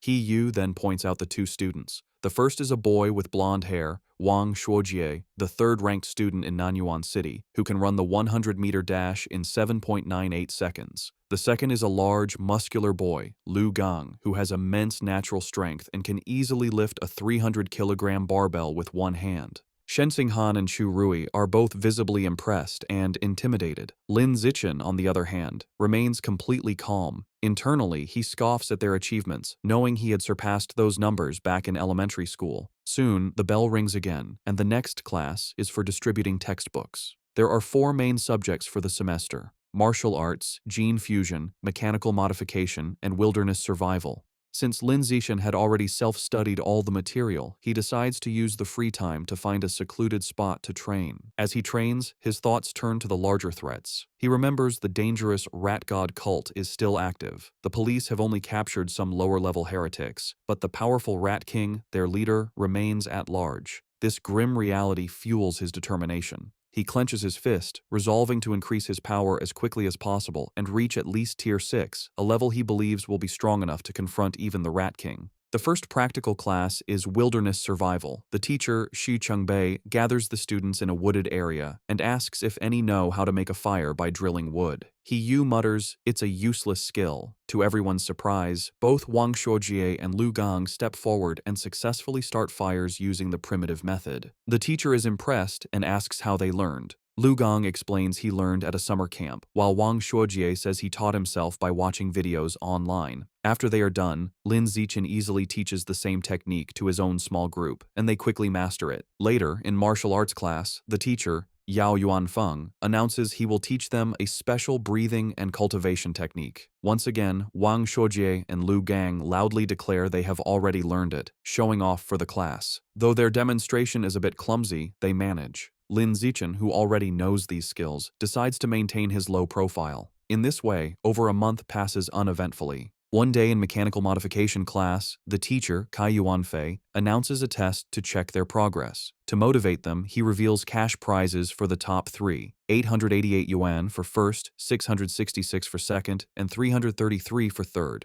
Lin Zichen's eyes light up when he hears about the prize money, realizing the first-place reward is almost enough to buy half a jin of the expensive savage giant eagle meat. With everyone motivated, the class begins the exam. Coincidentally, the gene fusion teacher, Liu Duren, has the same idea and also springs a surprise exam with the same prize structure.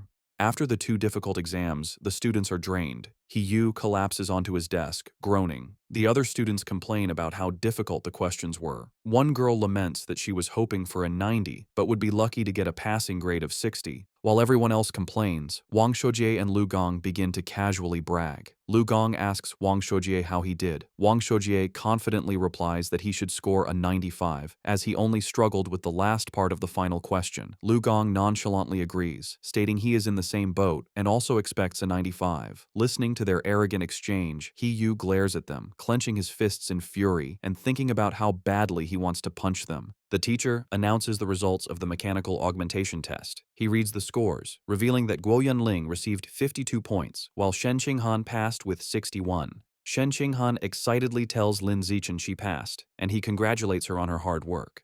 The teacher continues, announcing He Yu scored an impressive 88 points. His friends praise him, and he humbly replies he was just lucky, promising to treat them to a meal with his third-place prize of 333 yuan. Next, the teacher confirms Lu Gang and Wang Shuojie both scored 95 just as they predicted, complimenting them for being only one question away from a perfect score. Wang Shuojie confidently claims that with 10 more minutes, he could have solved the final problem, and Lu Gang agrees. Listening to them brag, He Yu is frustrated, but comforts himself with the thought that third place is still his. However, the teacher then reveals a shocking result. Despite the test's difficulty, one student achieved a perfect score, Lin Zichen, with 100 points. Wang Shuojie and Lu Gong are stunned, shouting the result is absurd. The rest of the class erupts in cheers. Even a defeated He Yu joins in, recognizing Lin Zichen is on another level. Shen Qinghan and Chu Rui celebrate his victory as the glory of Shanghai. Ignoring the praise, Lin Zichen's focus is on the prize. He raises his hand and asks Teacher Kai when the 888 yuan prize for first place will be distributed.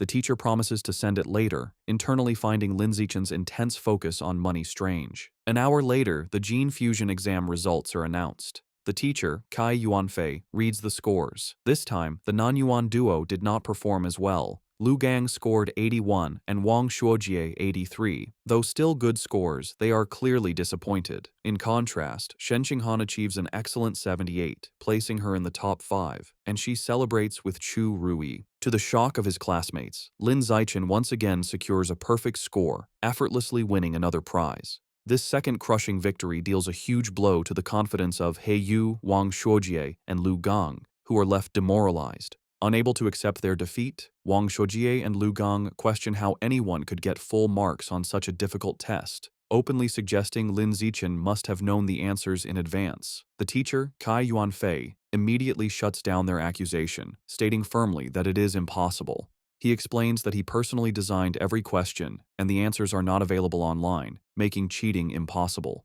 The two are left speechless. Their classmates are not so kind. He Yu and Chu Rui laugh, mocking Wang Shuojie and Lu Gang for being sore losers. He Yu calls them a disgrace to Nanyuan City, and Chu Rui adds that uncultured, ugly people always cause the most trouble. After lunch, the practical exam for wilderness survival begins. The teacher, Shi Chengbei, explains the rewards are the same, with cash prizes for the top 3. The exam has 3 parts: climbing, swimming, and making fire by friction. Having been beaten in the academic tests, Wang Shuojie tells Lu Gang they must redeem themselves in the practical exams. Lu Gang agrees, and both glare at Lin Zichen, vowing to crush him and wash away their shame. The exam begins with climbing, where speed determines the winner. As expected, Lin Zichen's superior physical abilities allow him to easily dominate. He scales the rock wall with incredible speed, leaving the Nanyuan duo far behind to secure first place. The tree climbing event ends the same. Lin Zichen again takes first, while a defeated Wang Shuojie complains he couldn't even see his shadow. While Lin Zichen excels, he notes his real concern is for Shen Qinghan. As he expected, she struggles with the climbing and finishes last. However, he isn't worried, knowing her true talent is in the water and confident she will regain her confidence during the swimming segment.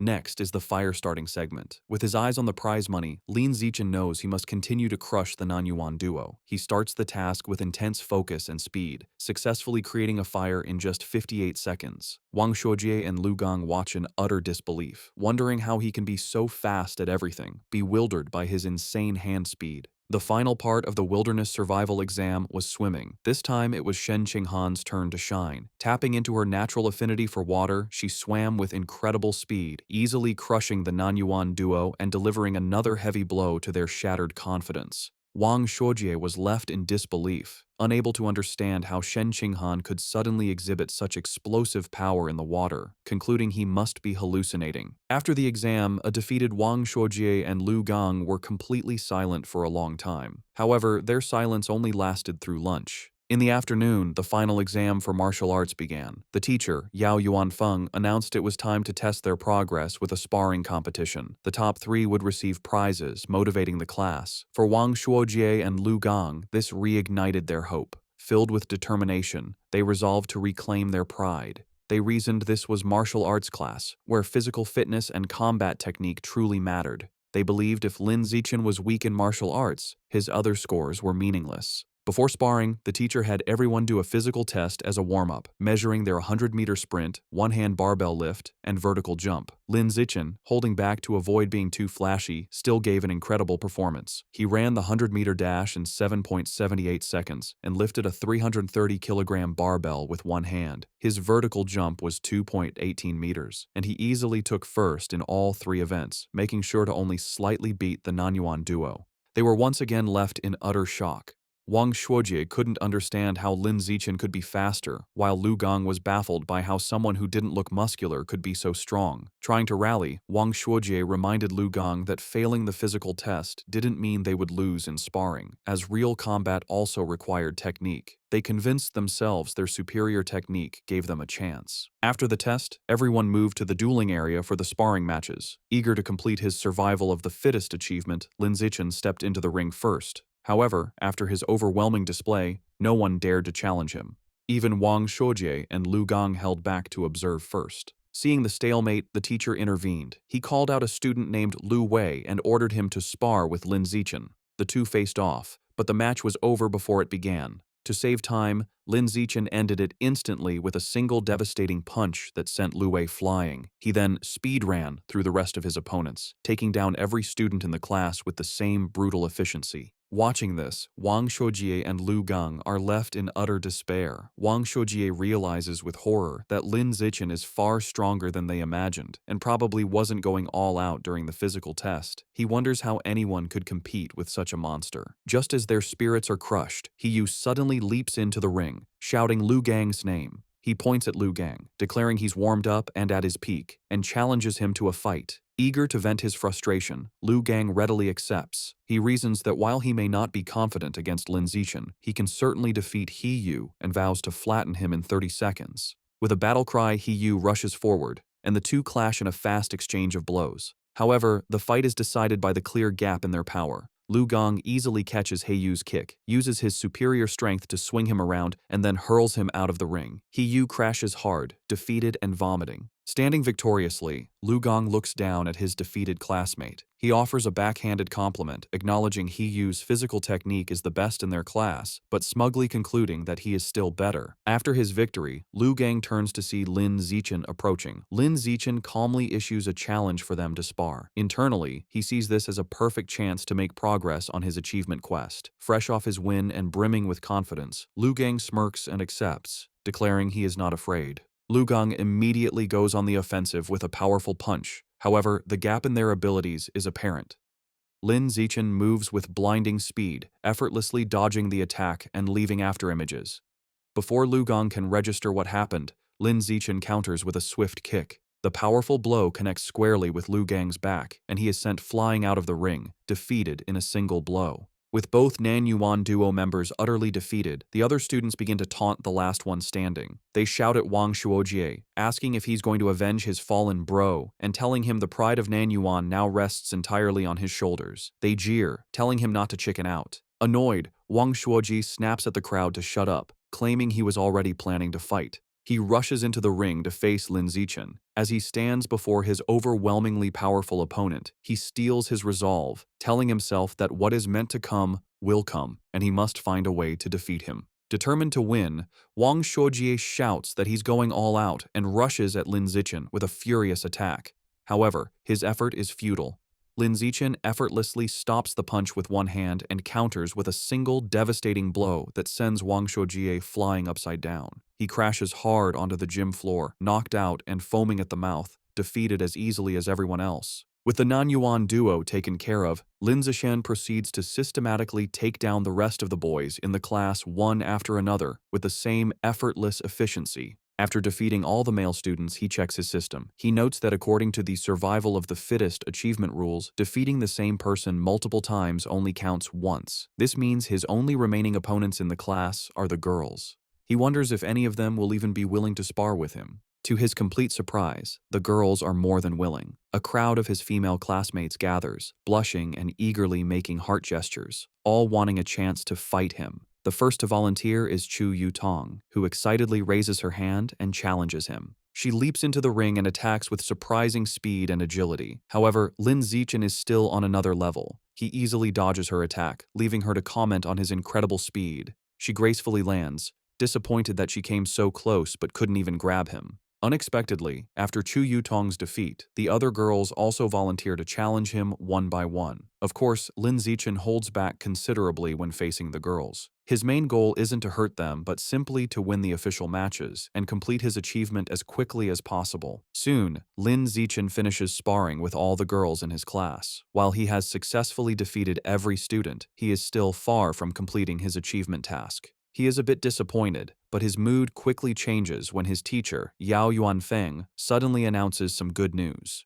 The teacher praises the class and tells them that as elite students, they must learn to challenge those above them. He then announces that in 1 month, their class will challenge the strongest regular class in the second year, and he expects them to be ready. Lin Zichen, who was just feeling frustrated about the lack of opponents to speed up his survival of the fittest achievement, is overjoyed. A new match has been delivered right to his door, a true blessing. After the teacher dismisses the class, a newly humbled Lu Gang approaches Lin Zichen. He admits he had underestimated the school and declares that from now on, he will consider Lin Zichen his rival for the next 3 years. Lin Zichen realizes that with the teacher's plan to constantly challenge other classes, completing his achievement within a year might not be impossible. Wang Shuojie also confronts him, vowing to wash away the humiliation of his defeat before they graduate. Lin Zichen, however, is more focused on the practical benefits. He calculates that he has earned over 3,000 yuan from the exam prizes alone. This excites him, as he can now use this money to buy more beast meat. He clenches his fist, completely ignoring the non-yuan duo, who are left fuming at his arrogant dismissal.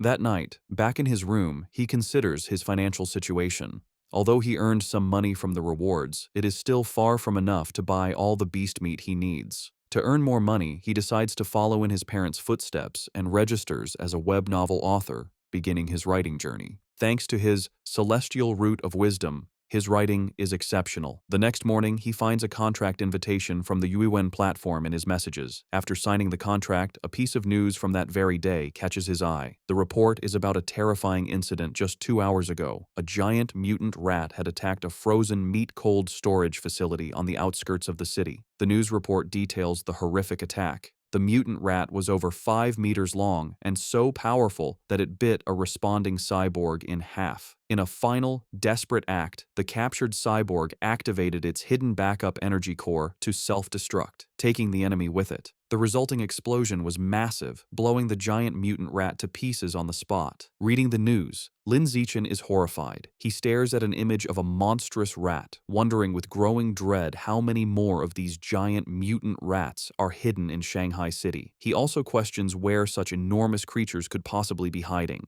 The day of the sparring session against the strongest regular class of the second year arrives, and the students gather at the Shanghai High Gymnasium. Before the match, the teacher, Yao Yuanfeng, holds a strategy meeting with his top fighters. He warns them that while their top fighters are strong, the opposing class is stronger overall and will likely use defensive tactics to wear them down. He orders them to finish their fights as quickly as possible. The moment the meeting is over, Lin Zichen rushes towards the ring, eager to defeat as many new opponents as possible to complete his survival of the fittest achievement. He volunteers to go first. His opponent, a tall girl with long blonde hair from the second-year class, steps into the ring. Seeing who she's up against, she immediately complains to her teacher, pointing out that the elite class has sent their strongest fighter out first. She claims she is the weakest student in her own class, and questions how she is supposed to fight him. Hearing this, teacher Yao Yuanfeng storms over to the opposing teacher, an older man he calls Brother Feng. He angrily accuses him of breaking the unspoken rules of class sparring, which dictate that the weakest students should fight first. He demands to know why the other teacher sent his strongest student to fight in the first match. To settle the dispute, Teacher Yao orders Lin Zichen down from the stage, telling him he can go later and to let the weaker students go first. Lin Zichen reluctantly agrees and steps down. The teacher then points to Zhong Yijia and tells her to go first, but she is caught off guard and protests that she isn't ready. Seeing an opportunity, Shen Qinghan steps forward. She volunteers to fight, telling Teacher Yao that since she is the weakest, she should be the one to go first. Shen Qinghan nervously enters the ring to face the tall blonde girl, clearly intimidated. From the sidelines, her classmates, including Chu Rui and He Yu, begin to cheer loudly, shouting encouragement for their friend, Han Han. However, the sudden pressure only makes Shen Qinghan even more nervous. The match begins, and the blonde girl immediately attacks with a powerful punch, which Shen Qinghan manages to block. Despite being outmatched, Shen Qinghan is determined. She knows she can't win, but resolves to hold on for as long as possible, adopting a purely defensive strategy to drain her opponent's stamina. Her plan proves surprisingly effective. 3 minutes later, the blonde girl is breathing heavily, surprised by Shen Qinghan's endurance. She realizes that if the fight continues, she will run out of stamina and decides she must finish the match quickly. She rushes forward with a final decisive punch. The blow lands, and Shen Qinghan is knocked to the ground, defeated. As she gets back on her feet, she is visibly embarrassed. The teacher, Yao Yuanfeng, praises her performance. He gives her a thumbs up, telling her she did great and that her defensive strategy was very smart. Lin Zichen also comforts her, patting her head gently. He tells her she did well, lasting over 3 minutes against a senior with an extra year of training, and that she has made big progress. Reassured, Shen Qinghan looks up at him with a happy smile. Following Shen Qinghan's defeat, another female classmate with brown hair from the elite class steps into the ring. Seeing that her senior opponent is running out of stamina after the previous match, she sees an opportunity and rushes in to attack. She throws a powerful kick, but the more experienced senior easily dodges the blow and counters with a swift punch to the face. The brown-haired girl is quickly overpowered and pinned to the ground, where she cries out in pain and is forced to surrender. Standing over her defeated opponent, the senior mockingly asks if she was looking down on the regular class by charging in so recklessly. She continues to taunt the girl, telling her that while she may not have her talent, she has trained for a whole year longer. She dismisses her, telling her to come back and fight again after she's trained for another year. Just then, Chu Rui steps forward. Filled with determination, she declares that she will avenge Shen Qinghan and crush the senior. Chu Rui proves to be a formidable fighter. She easily defeats her senior opponent with a single, powerful punch. From the sidelines, Shen Qinghan cheers enthusiastically, calling out how amazing Chu Rui was. Lin Zichen tells Shen Qinghan that she was amazing too, explaining that Chu Rui's victory was easy only because Shen Qinghan had drained the senior's stamina first. Shen Qinghan smiles happily. 2 hours later, the sparring session continues, and the elite class has evened the score. Teacher Yao Yuanfeng approaches the second-year teacher, Brother Feng, and taunts him, pointing out that his class only has 4 fighters left and that he is confident his class will win the bet. However, he then turns to his students and warns them not to get complacent. He declares that the true strength of their class lies with their 4 top fighters, Lin Zichen, Wang Shuojie, Lu Gong, and He Yu.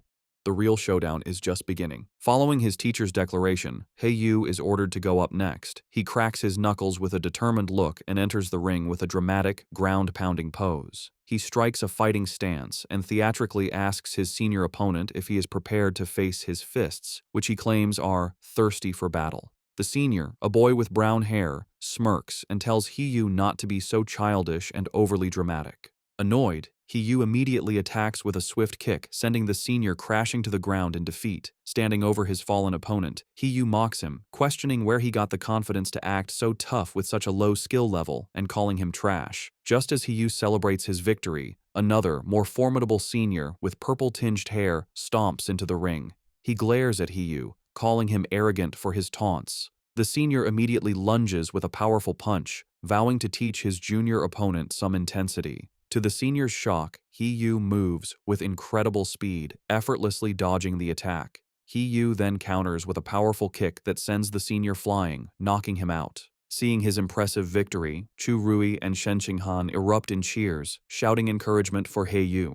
Fueled by his success, He Yu goes on an incredible winning streak, defeating several more opponents in quick succession. After taking down 5 consecutive fighters, He Yu stands exhausted, breathing heavily. Despite his fatigue, he puts on a brave face and defiantly shouts for the next opponent, boasting he can still take on 10 more. However, it's clear he is running out of stamina. His impressive run ends when he is defeated by his sixth opponent. With He Yu eliminated, the situation looks dire for the elite class. They are now down to their last 3 fighters, while the second-year class still has 13 members remaining. With He Yu defeated, Wang Shuojie is next. He unleashes his full power, going on an incredible winning streak and single-handedly defeating 10 opponents in a flurry of furious kicks and punches. However, the long series of battles takes its toll. During his 11th match, Wang Shuojie finally runs out of stamina and is defeated. Following him is Lu Gang, who quickly dispatches 2 more of the opposing team's top fighters in less than 10 minutes. With their opponents now down to their last fighter, teacher Yao Yuanfeng smugly suggests that the second-year teacher, Brother Feng, should just surrender.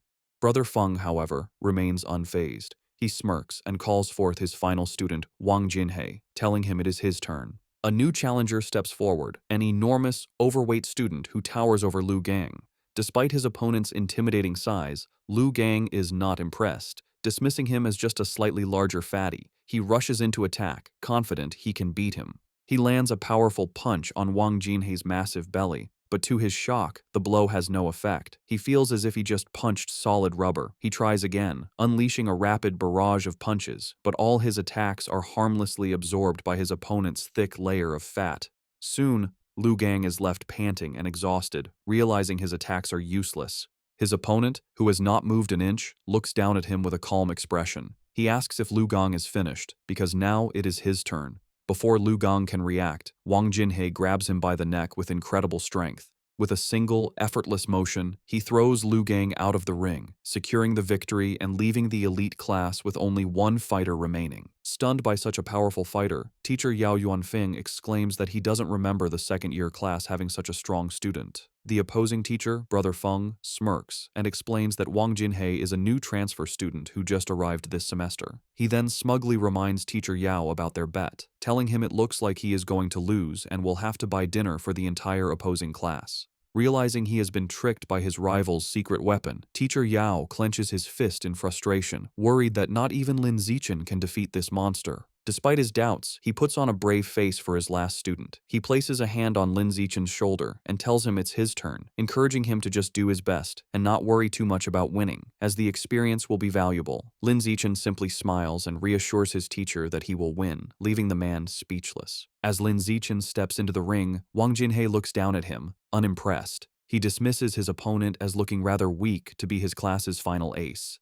From the sidelines, Shen Qinghan, Chu Rui, and the other girls from the elite class shout insults at Wang Jinhei, calling him an arrogant fatty and cheering for Lin Zichen to teach the dead pig a lesson. Annoyed by the taunts, Wang Jinhei decides to offer a handicap. He tells Lin Zichen he will stand still and allow him 10 free hits. He explains that he doesn't want Lin Zichen and his little fangirls to complain later that he was just bullying a smaller opponent. Lin Zichen happily accepts the offer. Wang Jinhei tells him to come at him with his full power. Without hesitation, Lin Zichen unleashes a single, devastating punch to his opponent's massive stomach. The force of the blow is so immense that it sends the enormous Wang Jinhei spinning through the air before he crashes hard onto the floor, knocked out cold. Both classes are left in stunned silence, which is quickly broken by a massive, tearful cheer from the elite class as they celebrate Lin Zichen's incredible victory. A few moments later, Wang Jinhei slowly begins to regain consciousness, completely disoriented. He groggily wonders where he is and what just happened, muttering that the outcome was completely illogical and unscientific. After Lin Zichen's victory, the second-year teacher approaches Yao Yuanfeng, the elite class's teacher. He remarks on how powerful Lin Zichen was, comparing his one-punch victory over Wang Jinhei to a former prodigy named Wu Tiancheng. Yao Yuanfeng replies that while Lin Zichen is strong, he isn't at Wu Tiancheng's level yet, explaining that Wu Tiancheng was a monster who terrified the principal as a first year. Overhearing the name, Lin Zichen walks over and asks his teachers who Wu Tiancheng is. Yao Yuanfeng excitedly explains that Wu Tiancheng was a legendary student from a few years ago. As a first year, he single-handedly defeated the entire third-year elite class, shocking the school leaders. The teacher continues by listing Wu Tiancheng's incredible stats as a first year, a 100-meter dash in 6.12 seconds, a 3.96-meter vertical jump, and a 650-kilogram one-handed barbell lift. He asks Lin Zichen if he is impressed.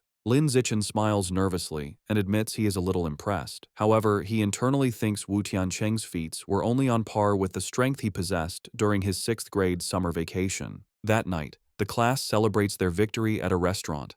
Teacher Yao Yuanfeng holds up a soda for a toast. He joyfully announces that because Lin Zichen secured their win, the second-year teacher had to honor their bet and pay for everyone's feast. The entire class raises their glasses, cheering for Lin Zichen's performance. During dinner, Lin Zichen is surrounded by his classmates, including He Yu and Chu Rui. Now famous in school, they are all eager to know his training secrets and add him on WeChat. Lin Zichen finds this new attention a bit strange. Amidst the chaos, he observes that Shen Qinghan hasn't changed. Worried he won't be able to eat, she quietly puts food on his plate. During the celebration, Shen Qinghan suddenly gets a shocked expression. Looking flustered, she quickly tells Lin Zichen she needs to go to the restroom and rushes away. As she leaves, Lin Zichen notes that while some things change, her urge to pee when nervous or excited has remained the same. In the restroom, 2 of their female classmates are gossiping. One complains about how Shen Qinghan fawns over Lin Zichen like a maid, always pouring his drinks and peeling his shrimp. The other agrees, questioning how someone with Shen Qinghan's lack of strength could have gotten into the elite class if not for being his sycophant. She cruelly adds that their relationship won't last, as the difference in their abilities is destined to drive them apart. Unseen, Shen Qinghan overhears their entire conversation and is visibly hurt. However, instead of hiding, she confronts them. With newfound determination, she firmly tells the startled girls that she is not a sycophant, she is his childhood friend. Later that evening, as they walk home, Lin Zichen notices she seems dejected and asks if something is wrong. Looking down sadly, Shen Qinghan confides in him. She explains her mother always said she would grow out of wetting her pants. However, she reveals with frustration that even now, she still has to wear diapers to bed every night. Looking up at him, she says she feels disabled, like she can't even control her own bladder. Lin Zichen looks at a distraught Shen Qinghan and firmly tells her she is not disabled. He gently places his hands on her shoulders to comfort her, explaining that her inability to control her bladder is actually a superpower that hasn't fully developed yet. Shen Qinghan looks up with wide, hopeful eyes, questioning if it's really a superpower. Lin Zichen confirms it, telling her that her natural talent in the water is a manifestation of this power. Intrigued, Shen Qinghan asks if his own amazing abilities are also because he has a superpower. Lin Zichen confidently replies that yes, just like her, he also has a superpower. Excited by the idea, Shen Qinghan wonders what kind of power she might have. Lin Zichen reassures her it will definitely be a very powerful one. However, their path is blocked. A special team in protective gear is cordoning off a building, and an officer with a megaphone instructs the public to stay back while they exterminate rats. Their attention is drawn to the chaos inside. A man in an apron frantically swings a broom at a swarm of large rats, trying to fend off the exterminators. He screams at the officers to stop, pleading with them not to kill his brothers. His face twists in agony and rage as he continues to scream. Consumed by fury, the man charges at the officers, yelling that he will fight them to the death. Watching the scene, Shen Qinghan asks Lin Zichen if the man has gone crazy. Lin Zichen agrees, suggesting he might be mentally ill, though he finds the situation pitiful. He tells her that's just how some people are and that they should go home. Later that night, at Lin Zichen's house, he and his parents are watching a troubling news report. The anchor announces that a young female teacher went missing last week and is still not found. His mother, Zhang Wangshan, expresses her alarm, noting this is the 4th young woman to disappear this month. His father, Lin Yansheng, corrects her, stating it is the 5th.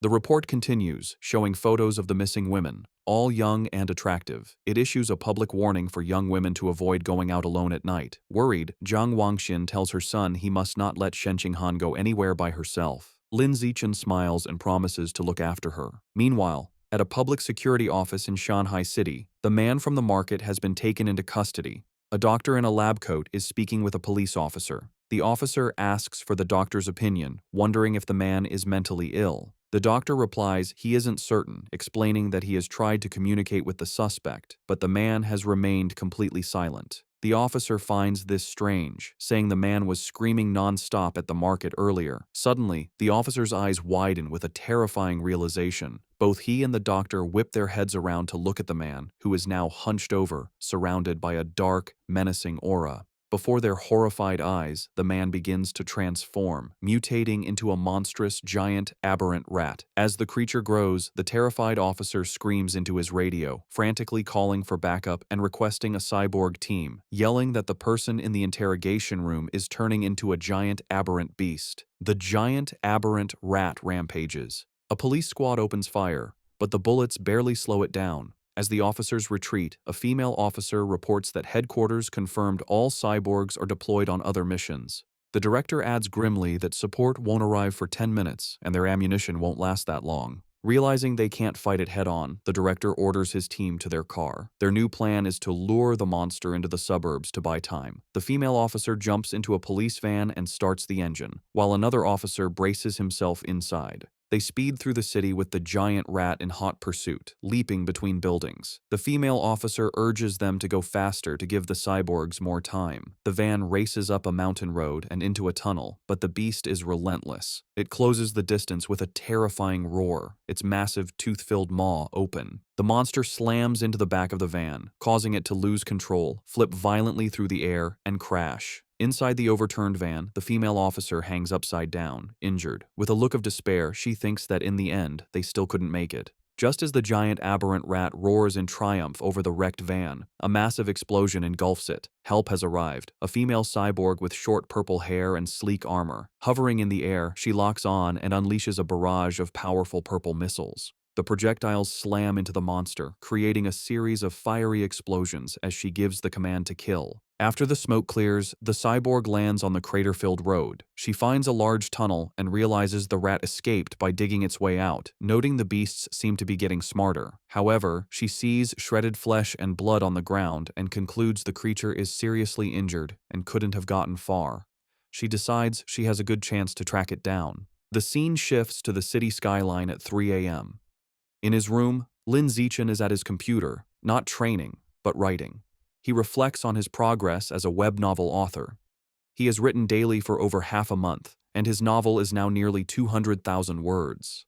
More importantly, his paid income has already surpassed 10,000 won. He thinks about the novel's future potential, noting it is still in the new book period. He eagerly wonders how much money he will make once it is officially launched. Too excited about his novel's income to sleep, Lin Zichen decides to train. He finds a deserted, unsurveilled alley to test his recent efforts. As he practices, he is pleased with his progress. His 100-meter sprint time has dropped to an incredible 3.43 seconds, and his vertical jump has reached 7.22 meters. He feels that if he continues improving at this rate, he will eventually achieve a saintly body. His training is interrupted by an unsettling gnawing sound. He turns and sees a shadowy figure hunched in a dark corner. The figure is a grotesque, rat-like creature, a mouseman. It is chewing on a human arm. Noticing Lin Zichen, the creature begs for its life, pleading for forgiveness and explaining it was just too hungry. It strangely promises that once full, it will come and pay its respects every year. Lin Zichen stares in horror, recognizing the creature as a mouseman. He immediately connects this sight to the news report about the giant mutant rat that escaped. He wonders with dawning dread if this creature is that same beast, now in a more humanoid,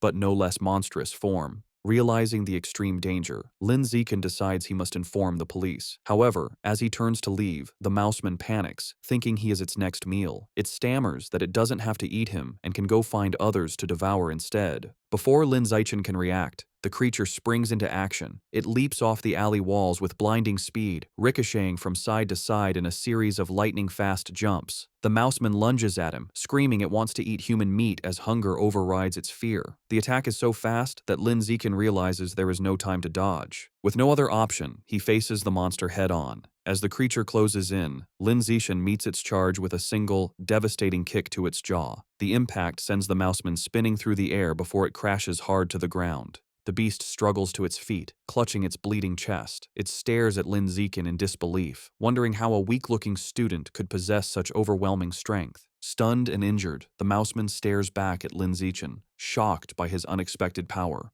Before it can recover, a rock suddenly flies through the air and slams into its head. Seizing the advantage, Lin Zichen gives the monster no chance to retaliate. He unleashes a furious storm of rocks, throwing them with incredible speed and precision. The mouseman is completely overwhelmed by the relentless assault, unable to defend itself as the rocks pummel its body. After a few moments, the onslaught stops. Lin Zichen stands at the end of the alley, breathing heavily. He watches the spot where the creature fell, noticing it is no longer moving. He approaches cautiously and finds his attack was more devastating than he imagined. The mouse man is obliterated, reduced to a steaming pile of skeletal remains. Wondering if the creature was truly dead, Lin Zichen touches the pile of bones. A surge of blue energy flows into him, and a system notification confirms he has devoured a trace of the giant mutant rat's life source, increasing his codex progress to 7%. He is disappointed to only absorb 2% this time, compared to the 5% from the scorched corpse. He theorizes the difference is due to the varying amount of Rat King gene each heretic had consumed. Realizing it was nearly morning and unsafe to stay, he heads home. Moments after he leaves, the purple-haired female cyborg lands in the empty alley. She stands over the steaming bones, wondering who could have killed the Rat Man. The scene shifts to a dark building where a sinister ritual is happening. A hooded cultist carries an unconscious woman to a large, glowing red summoning circle. He places her in the center and kneels, offering her to his Lord Rat God to enjoy. From the darkness, menacing, multi-lensed red eyes glare back. A deep, angry voice questions why there is only one woman, accusing the cultist of trying to starve it.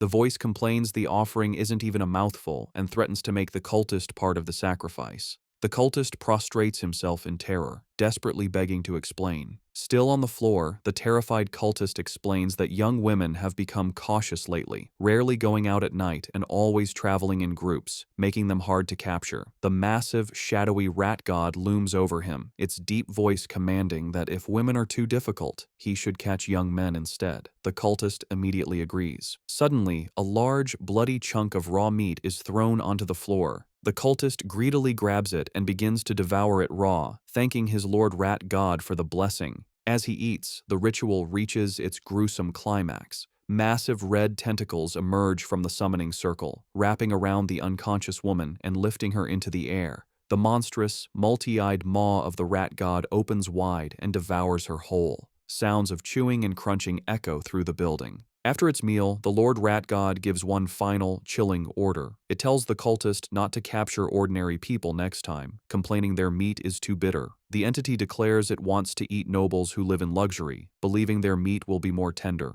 To help Shen Qinghan improve her martial arts grades, Lin Zichen holds special training sessions with her at her house. During one session, he acts as her personal coach, correcting her form. He adjusts her arm, stance, and shoulders, explaining how to generate more power and maintain better balance. Once her posture is corrected, he tells her to attack him with her full strength. She lunges at him with a determined punch. Lin Zichen easily catches her fist, praising her for the precise angle and improved power. He also catches her follow-up kick, pointing out a flaw in her form and demonstrating the correct technique by physically moving her leg into the proper position. After the intense session, an exhausted and sweaty Shen Qinghan collapses onto the floor. She catches her breath, telling him that even though she is exhausted, she can feel her martial arts strength has genuinely improved. Still kneeling on the floor, a motivated Shen Qinghan tells Lin Zichen that training 3 times a week isn't enough and asks if they can do it every day. Lin Zichen tells her that isn't necessary, explaining her body couldn't handle a daily high-intensity regimen. Shen Qinghan agrees and decides to stick with their current schedule.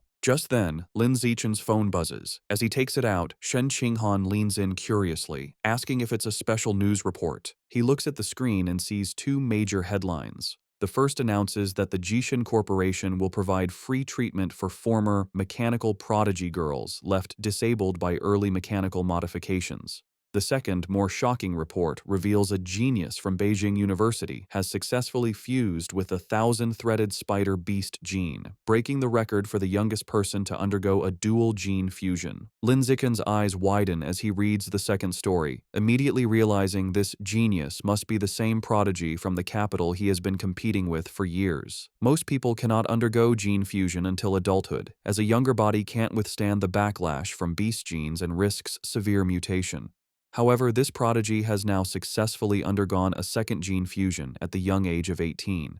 Lin Zichen is left to ponder the prodigy's incredible physical talent and wonder if gene fusion is indeed the best path to power. At his house, Lin Zichen is busy with his new career as a web novel author. Thanks to his incredible writing speed, his novel is an instant hit. The comment section is filled with readers amazed by his output, with one calling him a tentacle monster for posting 50,000 words on the first day. Lin Zichen reflects that with his use in advance and celestial root of wisdom attributes, a month of practice allows him to type at 10,000 words per hour. This efficiency means writing takes only about an hour a day, leaving him plenty of time for training. His father, Lin Yansheng, enters and praises his success. He estimates that if Lin Zichen maintains a stable plot and a 10,000-word daily pace, he could earn around 50,000 wen in his first month.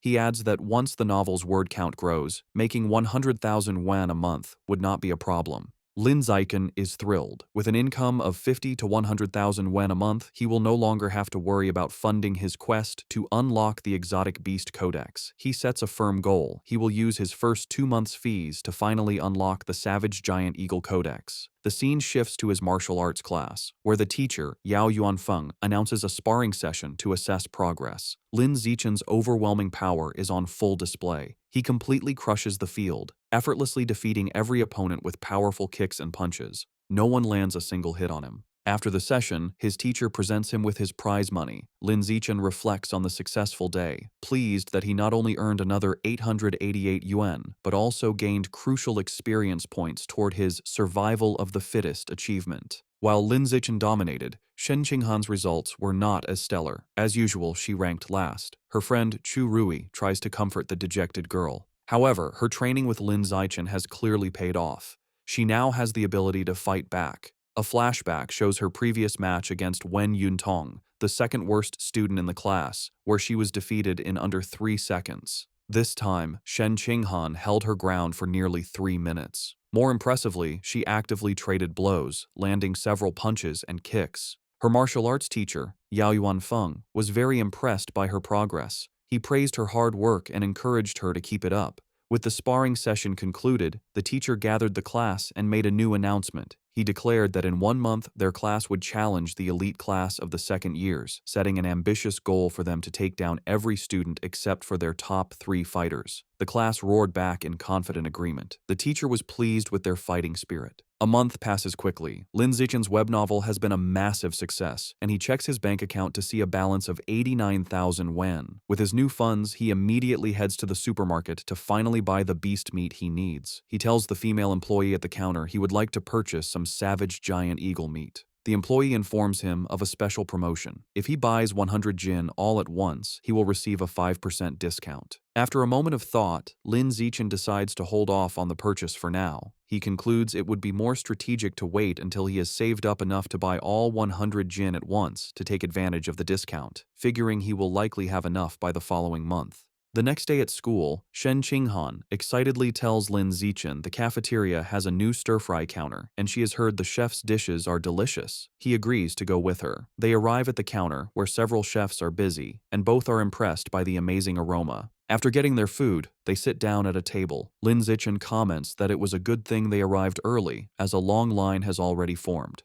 Their meal is interrupted by a loud argument in the line. One student accuses another of cutting, but the second claims his desk mate was saving his spot. The argument escalates, with the first student insisting saving a spot is still cutting, and the second becoming defiant. Shen Qinghan recognizes one of the voices and points out to Lin Zichen that their friend, He Yu, is the one arguing. She asks if they should check on him. Lin Zichen glances over and calmly tells her it probably isn't necessary, observing that He Yu has an aggressive presence and seems to have already scared the other guy off. Lin Zichen's assumption is incorrect. The student He Yu was arguing with stands his ground, looking down at He Yu with a condescending expression and calling him a punk. He Yu finds himself surrounded as the student is joined by his friends. The leader of the group asks He Yu what his deal is. One of the other bullies smugly states they have no deal. They are simply cutting in line. Enraged, He Yu yells at them to get to the back of the line. He is shocked by their audacity and realizes he is outnumbered. Despite this, He Yu tries to hold them back, spreading his arms to block them. He wonders why no one in the crowded cafeteria is stepping in. From their table, Shen Qinghan watches with concern, pointing out to Lin Zichen that their friend He Yu is being bullied.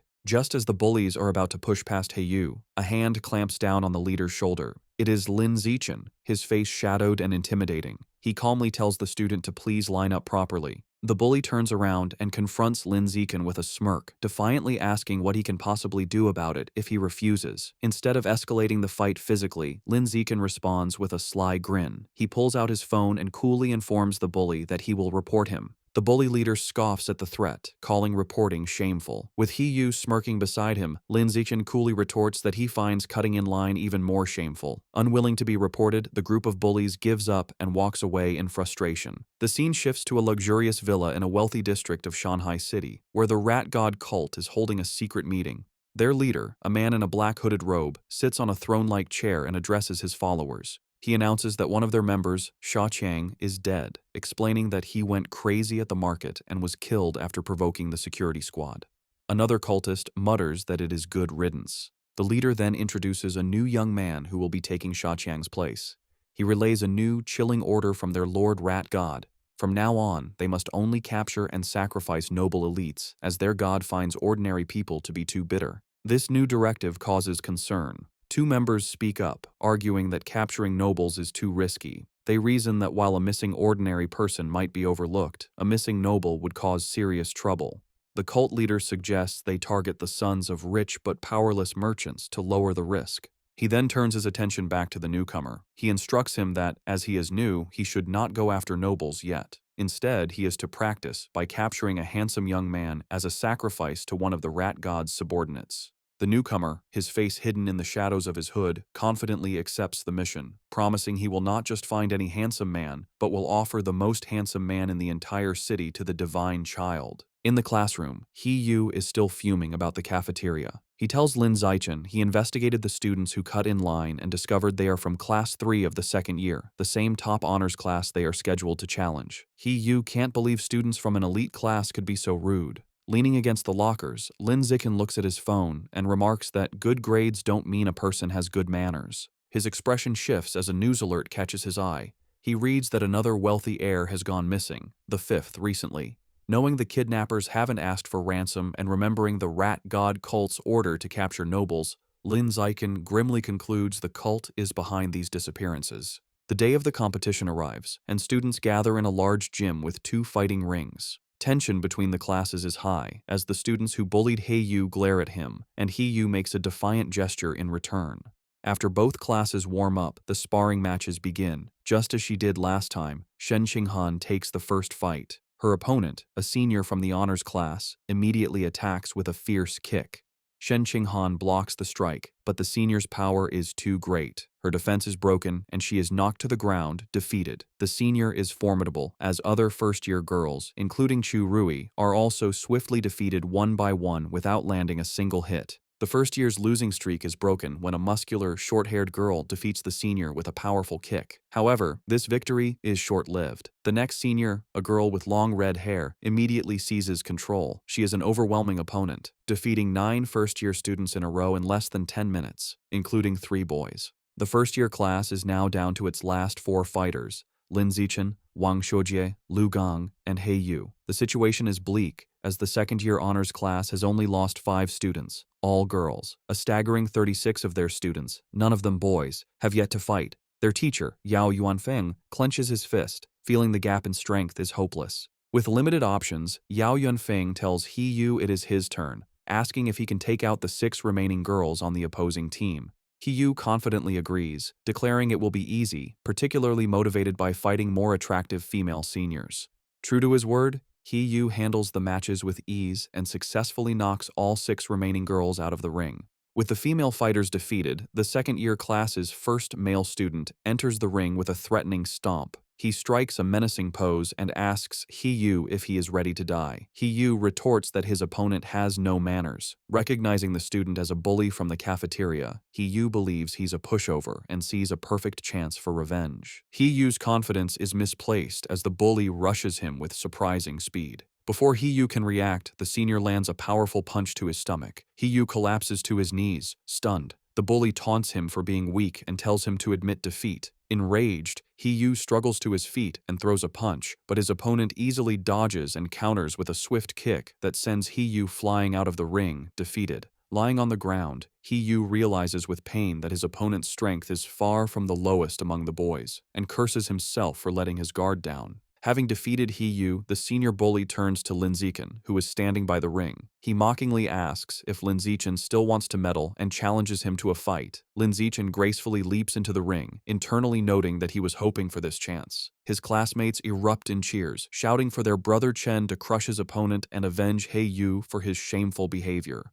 The match begins, and the bully, Chi-Yue, rushes at Lin Zichen with a high kick. Lin Zichen, however, is unfazed. He effortlessly blocks the kick with one hand, then grabs Chi-Yue's leg and slams him headfirst into the ring floor with incredible force. The impact knocks Chi-Yue out cold. Lin Zichen stands over him for a moment before casually kicking his unconscious body out of the ring. The second-year students are in stunned disbelief. One points out that Chi-Yue is one of the top 5 strongest fighters in their class, yet he was taken out instantly. They can't comprehend how a junior could be so powerful. Watching from the sidelines, their teacher Yao Yuanfeng concludes that Lin Zichen must be hiding a great deal of his true power. Lu Gong and Wang Shuojie are equally horrified, wondering if he is even human. Lin Zichen turns to the remaining second-year male students and calmly asks who's next. Their faces contort in fear, terrified by the display. 30 minutes later, the outcome is decided. All 29 remaining students from the second-year class lie defeated.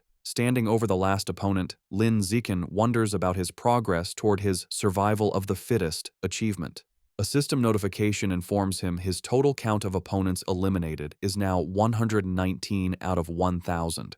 He looks at the number with disappointment, realizing the progress is far too slow. He reflects that in every class sparring session, he is always the last to fight, and he decides this slow pace cannot continue. Concluding his strength has far surpassed the high school level, he sees no reason to follow their rules anymore and resolves to make the rules himself. The following Monday, a shocked shout is heard from the principal's office. Inside, the principal of Shanghai High stares at Lin Zichen in disbelief, asking if he truly wants to hold a personal challenge match with rewards. Lin Zichen confirms his request, boldly stating that he wants to challenge the entire school. In her office, the principal of Shanghai High presses her hand to her forehead, bewildered. She asks Lin Zichen if he is serious about challenging the entire student body as a first year. He confirms his intentions and asks her to come to the gym, promising to prove he has the necessary strength. Later, they arrive at the empty gym.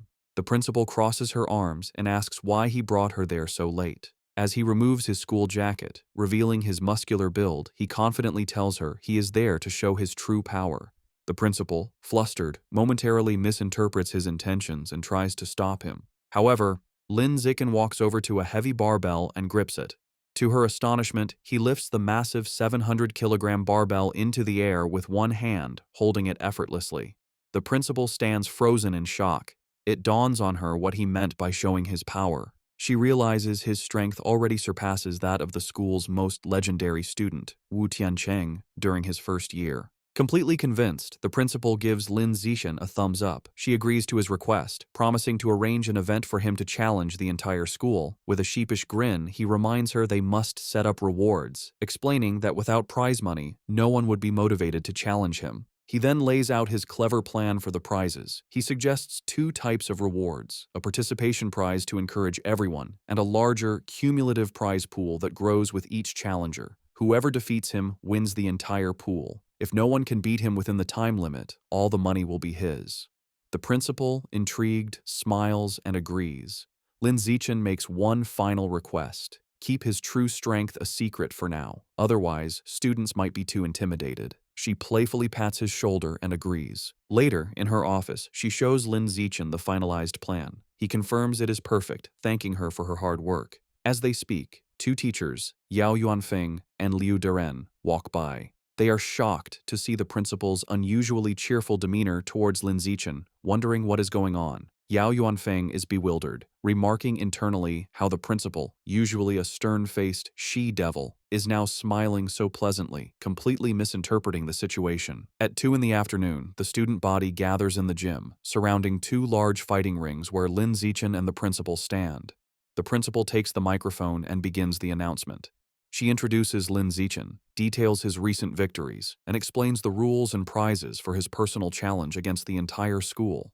The announcement causes an uproar. The crowd erupts in disbelief and mockery, with many shouting that the principal must have gone crazy. They are insulted by a first year's arrogance, questioning his confidence. One student angrily points out that defeating the second year's strongest class doesn't mean he can take on the third year's, while another calls him arrogant. Facing the hostile crowd, Lin Zichen calmly announces that starting the next day, he will be in the gym for 2 hours every afternoon, welcoming challengers. Internally, he is pleased by their anger, thinking that with so many eager to fight, he has a good chance of completing his survival of the fittest quest early. The scene shifts to a bustling city street at night. A young man with blonde hair walks alone, sipping a drink. His walk is interrupted when two attractive women step in front of him and invite him to a bar. The blonde man looks at them with a cold expression and bluntly tells them to get lost. As they walk away, they mutter that he has no charm. The young man watches them go, annoyed, wondering if Shanghai City is always this lame. The blonde young man is a new member of the rat god cult, struggling with his first mission.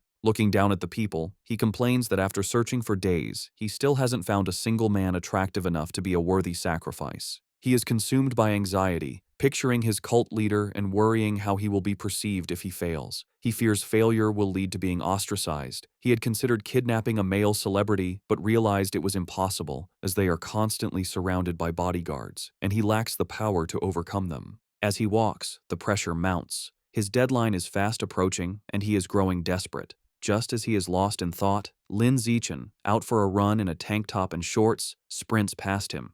The blonde man turns, and his eyes widen. He is immediately struck by Lin Zichen's appearance, thinking he has finally found an incredibly handsome man. He has found his target. The blonde cultist watches Lin Zichen run, feeling triumphant relief. After searching for so long, he has found the perfect target without even trying. A wide, sinister grin spreads across his face as he confirms his decision. Lin Zichen will be his sacrifice. He begins to follow his target, watching as Lin Zichen turns down a deserted industrial alleyway. Seeing the secluded area, the cultist's face twists into a horrifying black-eyed grin. He knows this is the perfect opportunity. Deciding it is time to strike, he unleashes his power and undergoes a grotesque transformation, his body contorting into a monstrous beast with a massive, tooth-filled maw. However, just as the transformed cultist is about to attack, a brick comes flying out of nowhere and smashes directly into its head with a sickening, bloody impact. The transformed cultist stumbles, clutching its head in pain and confusion after being struck by the brick.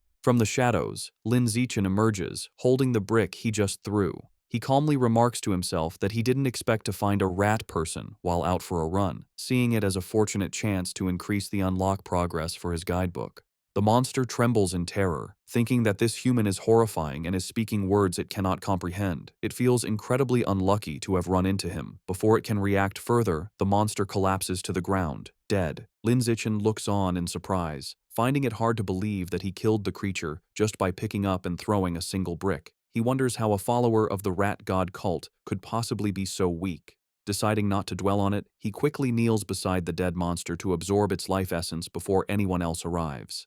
A system notification appears, confirming he has devoured a trace of the giant mutant rat's life essence and that his guidebook progress has increased to 8%. He looks at the result with disappointment, noting that it only went up by 1%. He concludes that the pathetically low amount of essence is why this particular rat person was so weak. Thinking about his safety, Lin Zichen decides that he won't be coming out for night runs for a while. He knows that not all of the cult's followers are this weak. Some of the more powerful members have incredibly strong bodies after transforming, durable enough to even withstand firearms.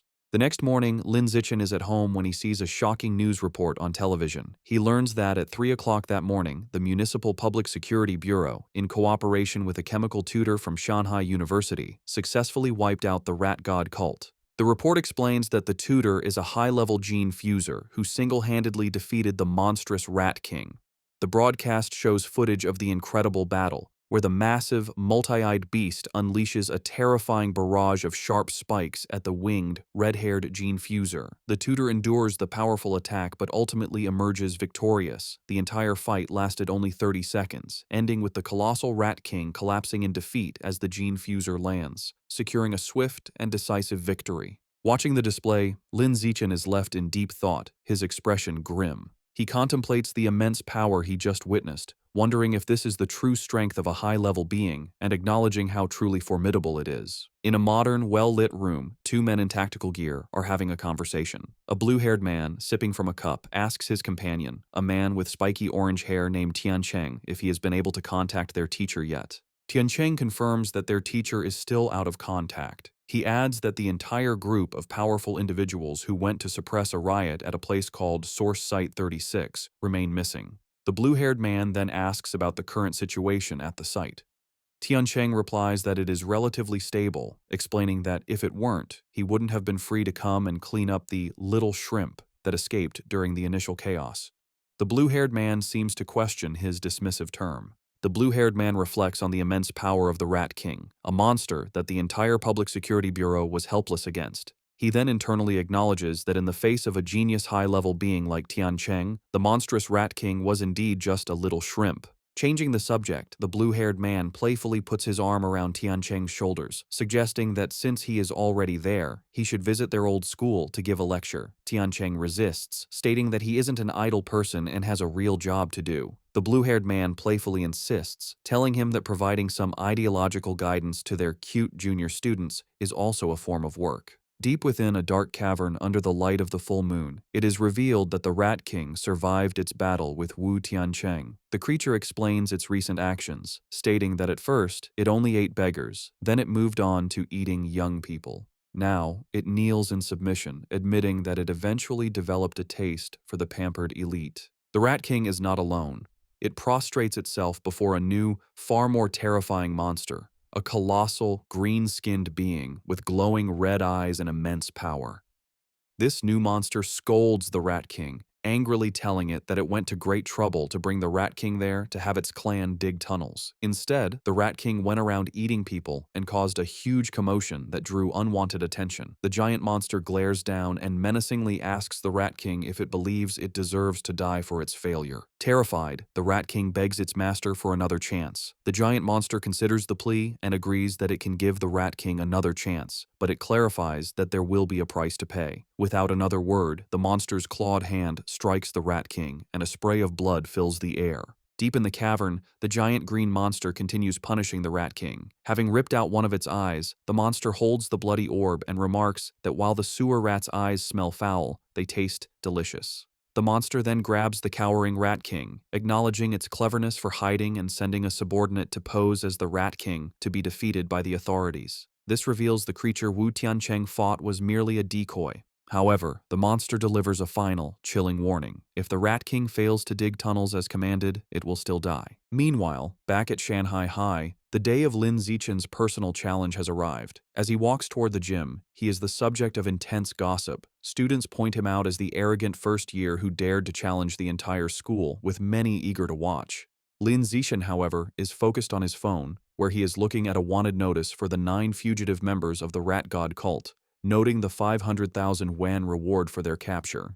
He thinks of them as a walking fortune, but his practical nature takes over, and he reminds himself that if he ever encounters one, his first priority is to stay safe before thinking about the bounty. He arrives at the gym to find it packed with students surrounding the fighting rings, just as he had hoped. Looking at the sea of potential opponents, he knows the large turnout is not just due to his challenge, but also because of the final part of his plan, the participation prize. To motivate the crowd, Shen Qinghan stands on the sidelines with a megaphone, announcing that every participant will receive a lottery ticket for a chance to win generous prizes.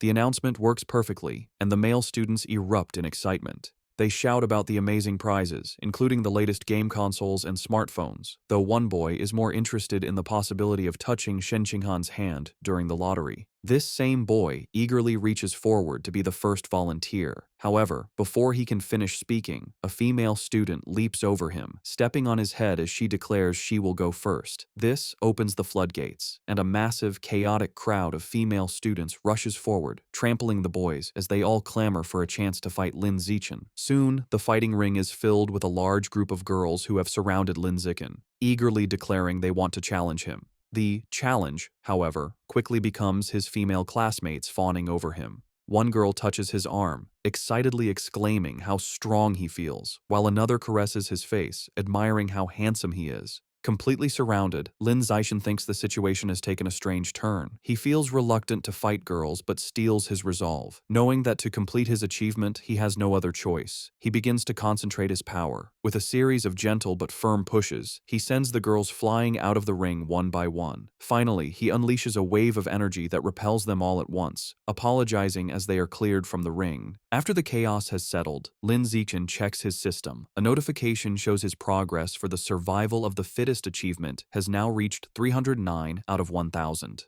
Despite being defeated, the female students are undeterred. One girl with pinkish hair eagerly raises her hand, shouting she wants to challenge him again. However, Lin Zixin stands firm and coldly announces that according to the rules, defeated challengers may not re-challenge. The girls are crestfallen, with one complaining about the unfair rule. A large, muscular student and his friends step forward, and their leader cracks his knuckles, angrily declaring it is now his turn to teach the arrogant junior a lesson. This proves to be an empty threat. Lin Zixin effortlessly defeats opponent after opponent with single punches, and his system shows his survival of the fittest progress has climbed to 419 out of 1,000. Soon, he stands triumphantly atop a massive pile of unconscious students and calmly asks who is next. Just then, a new, more formidable challenger steps forward, declaring he is still there to fight. He leaps into the ring, and the other students immediately recognize him as Yan Xiaoxuan, the overlord of the second year's top honors class. They begin to murmur, wondering who will win.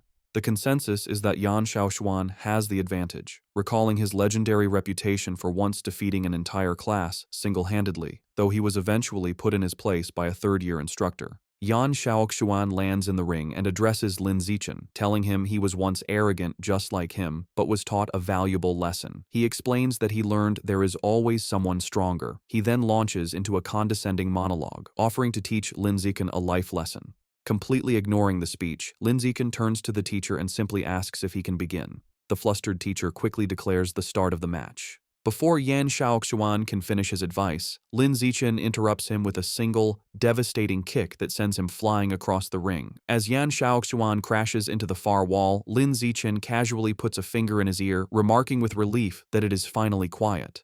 The students are left in stunned silence. They shout in disbelief, questioning how their school's formidable overlord could have been defeated so instantly, and wondering just how powerful Lin Zixin truly is. The stunned silence is broken by slow, deliberate clapping. A new challenger, a muscular student with spiky red hair, makes his way through the crowd. The students immediately recognize him as Chen Wuxing, the #1 student in the entire school, and they erupt in excitement, assuming the real show is about to begin. Lin Zixin watches the newcomer approach, thinking this is a classic case of beating the young one brings out the old one. Chen Wuxing lands in the ring with a confident smirk, remarking that he never expected Yan Xiaoxuan to lose to a junior. However, just as he is about to start his own speech, Lin Zixin again cuts him off, turning to the teacher and asking to begin. Over Chen Wuxing's protests, the teacher starts the match. Enraged at being ignored, Chen Wuxing charges forward, surrounded by a blue aura, declaring it seems he will have to beat his opponent to make him listen. Lin Zixin meets the charge, his own fist glowing with a yellow aura. Their powerful blows collide in a massive shockwave. Chen Wuxing apologizes, but Lin Zixin simply states that he is in a hurry and unleashes a powerful punch. The blow is too much for Chen Wuxing. It sends him flying backward, his shirt torn, his face a mask of disbelief as he questions how this is possible. The entire student body watches in absolute shock, their jaws hanging open as they witness the instantaneous defeat of their school's strongest fighter.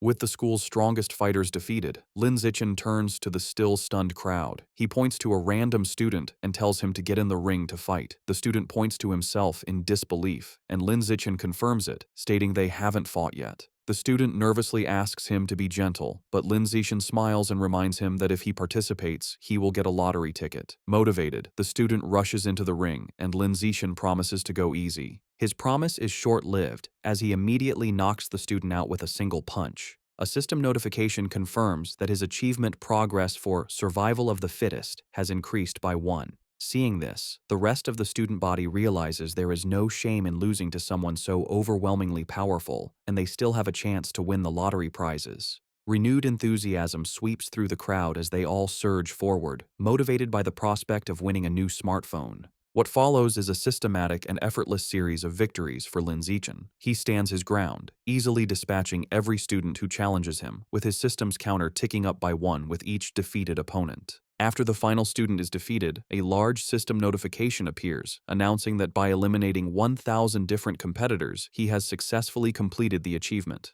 Another notification immediately follows, confirming he has finally acquired the new biological attribute, survival of the fittest.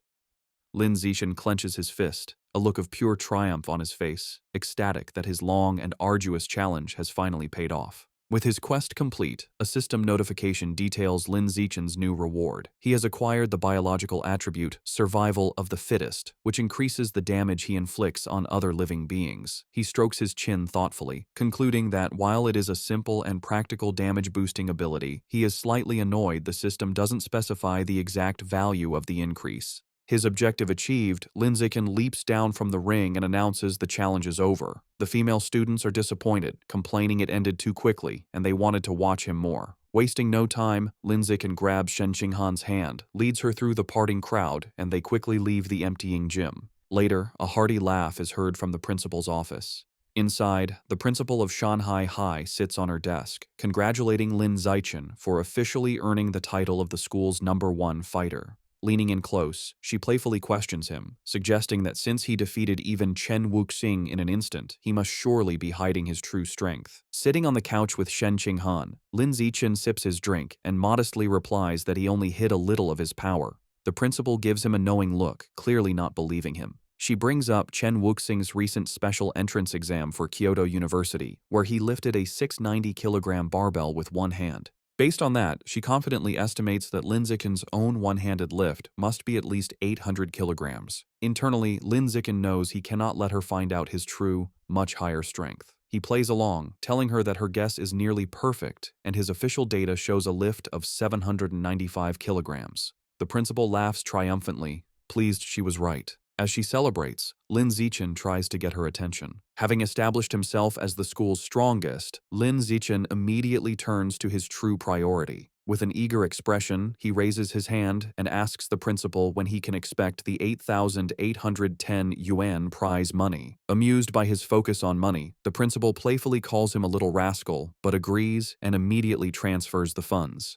Just as the principal begins to discuss his new responsibilities, Lin Zixin interrupts, asking if there is anything else he can do for her. He then makes a special request. Since both he and Shen Qinghan enjoy swimming, he asks for use of the gym's swimming pool. He clarifies that he wants exclusive access, meaning the pool should be closed to everyone else whenever they use it. The principal smiles and readily agrees. Internally surprised at how easily she consented, Lin Zixin adds one more condition. He explains that he dislikes being watched in his swim trunks, so he will be covering the security cameras during their private sessions. This statement causes Shen Qinghan to blush furiously. The principal's mind immediately jumps to a suggestive conclusion, thinking about the implications of a boy and girl being alone in a pool with the cameras covered. Her imagination runs wild, picturing a romantic and steamy encounter between the two of them. Playing along with her own misunderstanding, the principal retrieves a key from her desk, telling Lin Zixin that she will, of course, satisfy all of his requests. She hands him the key, officially designating the pool as their exclusive, private swimming area.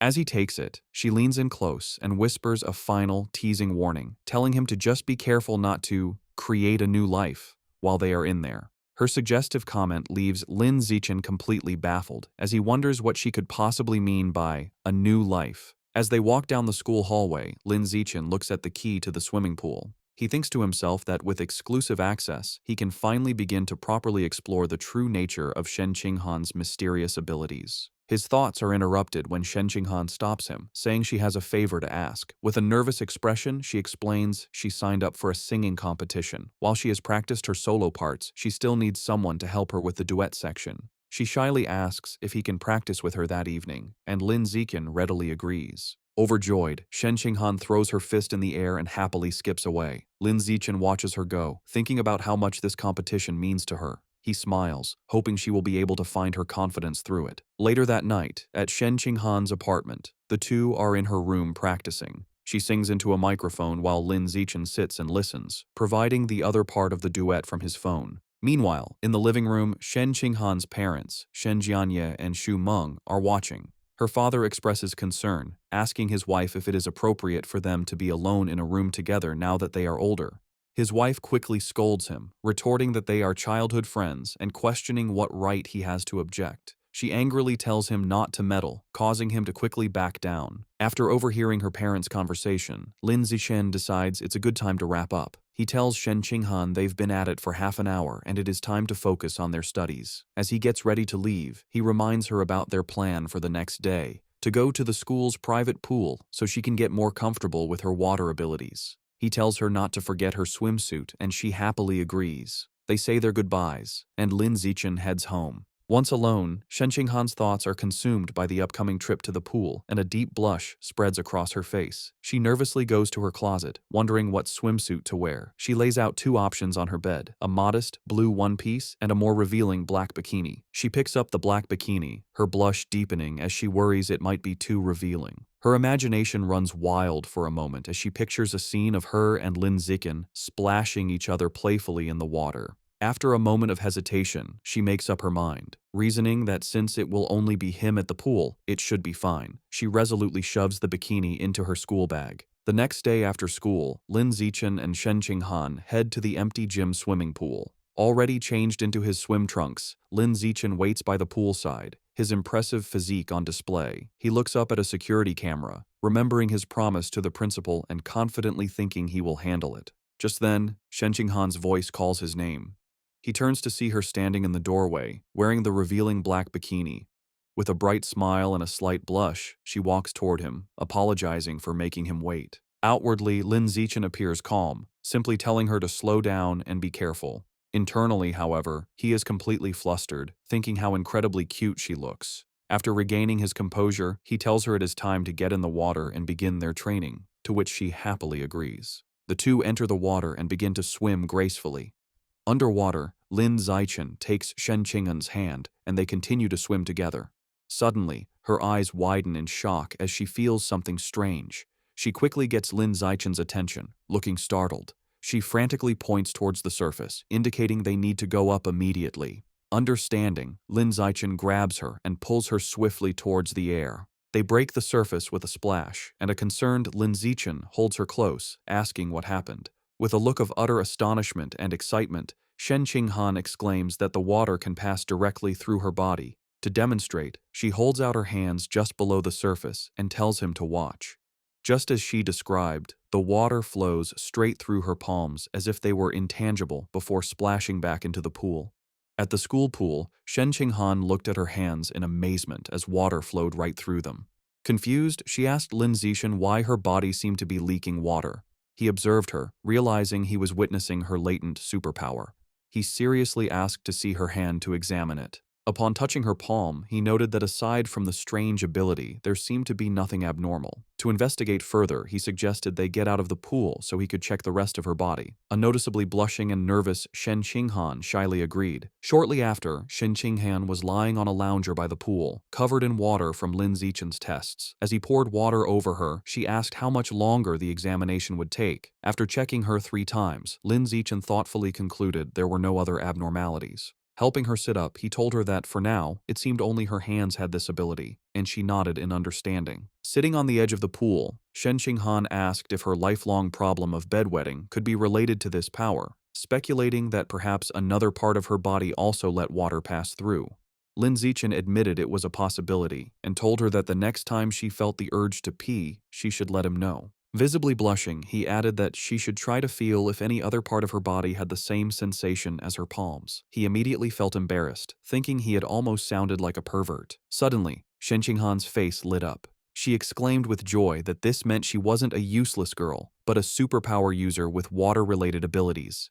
With newfound determination, she thought that maybe, if she managed to fully develop her power, she could finally stand by Lin Zixin's side as a worthy partner. The story continues in a bustling city at night, with large holographic ads for cyborgs. Lin Zixin enters a supermarket, where a friendly female clerk welcomes him. He confidently walks to the counter, slides a card across it, and makes an astonishing request: 100 jin of the expensive savage giant eagle meat. The clerk is shocked by the massive order. She nervously takes his payment card and a note with a delivery address, stammering her agreement. As Lin Zixin leaves, the clerk watches him go, wondering which wealthy young master could be so extravagant. Despite her surprise, she professionally completes the order form, even asking for a good review with a smile. Later, in a secluded industrial area, Lin Zixin receives his delivery. He reflects on his finances, noting he had just received 120,000 yuan from his web novel, bringing his total funds to 210,000 yuan. He thinks this is more than enough to cover the cost.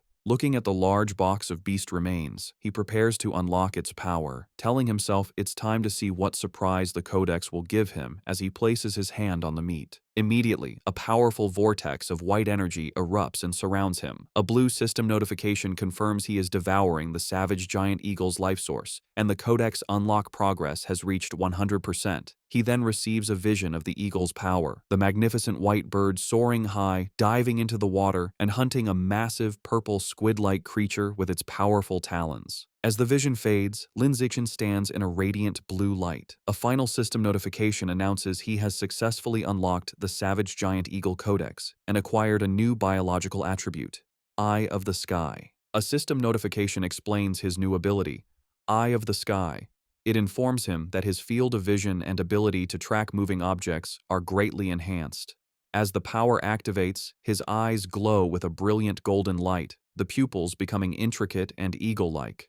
Putting his new skill to the test, Lin Zichen's perspective expands dramatically, giving him a panoramic bird's-eye view of the city. The power is incredibly precise, allowing him to zoom in on a single man in a crowd and even read the text on his phone from an immense distance. He marvels at how powerful an eagle's vision truly is. Afterward, Lin Zichen returns home. He is surprised to find his parents, Lin Yansheng and Zhang Wangxin, watching a grim news report about a high-level gene fuser who mutated in public, resulting in hundreds of casualties. The footage shows a horrific winged monster holding a truck above a scene of destruction. The broadcast then cuts to a heated debate. A man argues that gene fusion is a flawed path, claiming humans should be able to unlock their own latent potential and evolve. This is immediately challenged by another man who calls the idea a fantasy, angrily questioning how they could fight aberrant beasts without gene fusers, pointing out that traditional martial artists can't even stop bullets. Watching the debate, Lin Zichen's parents discuss the issue. Lin Yansheng remarks that gene fusers are like uncontrollable bombs. Zhang Wangxin dismisses his concerns, explaining that government regulations are very strict and the probability of such an incident is incredibly small. She adds that a more pressing issue is that gene fusers often lose their ability to have children. Lin Yansheng agrees, suggesting it's best to save their genetic material or have a child before the fusion process. As they were talking, Zhang Wangxin suddenly noticed her son had returned. She became flustered, realizing they had been having a conversation not meant for his ears, and greeted him with an embarrassed blush. Seeing their awkwardness, Lin Zichen suggested they all have dinner. While the family ate, Lin Zichen announced that his school would hold a campus singing competition the next day, and Shen Qinghan had signed up. His parents were thrilled. Lin Yansheng declared the entire family had to go cheer her on, and Zhang Wangxin enthusiastically agreed, adding that Shen Qinghan was like a daughter to her. Lin Zichen calmly agreed. The night of the competition was a massive event with a large, brightly lit stage and an energetic crowd. True to their word, Lin Yansheng and Zhang Wangxin were in the audience, cheering wildly for Shen Qinghan with supportive headbands and a large, glowing sign. Before the show, in an empty classroom, Lin Zichen was helping Shen Qinghan prepare. He gently applied makeup to her face. When she opened her eyes, she noticed he was staring intently at her. Blushing, she shyly asked why he was looking at her like that. Lin Zichen simply smiled and told her she looked beautiful. His sincere compliment made Shen Qinghan, dressed in an elegant black gown, blush even more deeply. Their intimate moment was interrupted by their friend, Chu Rui, who peeked in. She teasingly asked if they were finished with their affectionate display. A flustered Shen Qinghan frantically explained she had only asked for his help because of his excellent makeup skills. Chu Rui playfully dismissed her excuses, teasing them for acting like an old married couple. Lin Zichen is holding multiple makeup brushes, reinforcing his makeup master reputation. Shu Rui explained she only came to remind them they were on stage after the next two performers. With a final wave, she left. After she was gone, Lin Zichen told Shen Qinghan he would walk with her to prepare. However, Shen Qinghan remained seated, looking extremely nervous and trembling. With a deeply flustered expression, she shyly tugged on his jacket, struggling for words. A moment later, she blurted out that she had lost control of her bladder again, revealing her nervousness had triggered her unusual condition, leaving a wet stain running down her elegant dress and onto the floor. Overwhelmed with despair, Shen Qinghan cries hysterically. She tells Lin Zichen their performance is about to start and worries she has ruined everything. She fears everyone will hate her if they find out she wet her pants. Lin Zichen calmly approaches her, holds her face, and tells her to stop crying or her makeup will be ruined. As they stand alone in the empty classroom, an idea strikes him. His gaze falls on the large white curtains. Wasting no time, he grabs scissors and rips a curtain from the wall. He spreads it on a table and skillfully begins cutting the fabric. Shen Qinghan watches in amazement, her tears stopping. In a moment, he transforms the curtain into an elegant, multi-layered white dress. Moved by his ingenuity, she whispers his name. Lin Zichen presents his creation and tells her to hurry to the bathroom to change. Blushing, Shen Qinghan says that's not necessary and asks him to turn around so she can change right there. Lin Zichen is visibly flustered by her request, a deep blush spreading across his face. Despite his embarrassment, he agrees and turns his back so she can have some privacy. Behind him, Shen Qinghan sensually removes her ruined black dress. Although he isn't looking, Lin Zichen can hear everything, and he remains flustered as she stretches playfully in her underwear behind him before putting on the new dress. Once changed, Shen Qinghan tells Lin Zichen he can turn around. He sees her looking stunning in the impromptu gown. She thanks him, smiling brightly and explaining that after her cry, she's no longer nervous.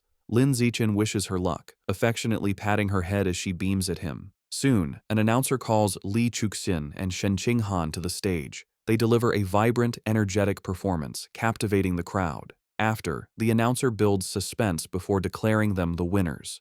The two friends embrace joyfully as the audience cheers wildly. In the crowd, Lin Zichen stands with his father, applauding proudly with a satisfied smile. The next day, a teacher enters the classroom and is shocked to see the window, angrily demanding to know who cut up the curtain. As punishment, Lin Zichen and Shen Qinghan must clean the entire classroom. While mopping, Lin Zichen thinks it's a fitting atonement.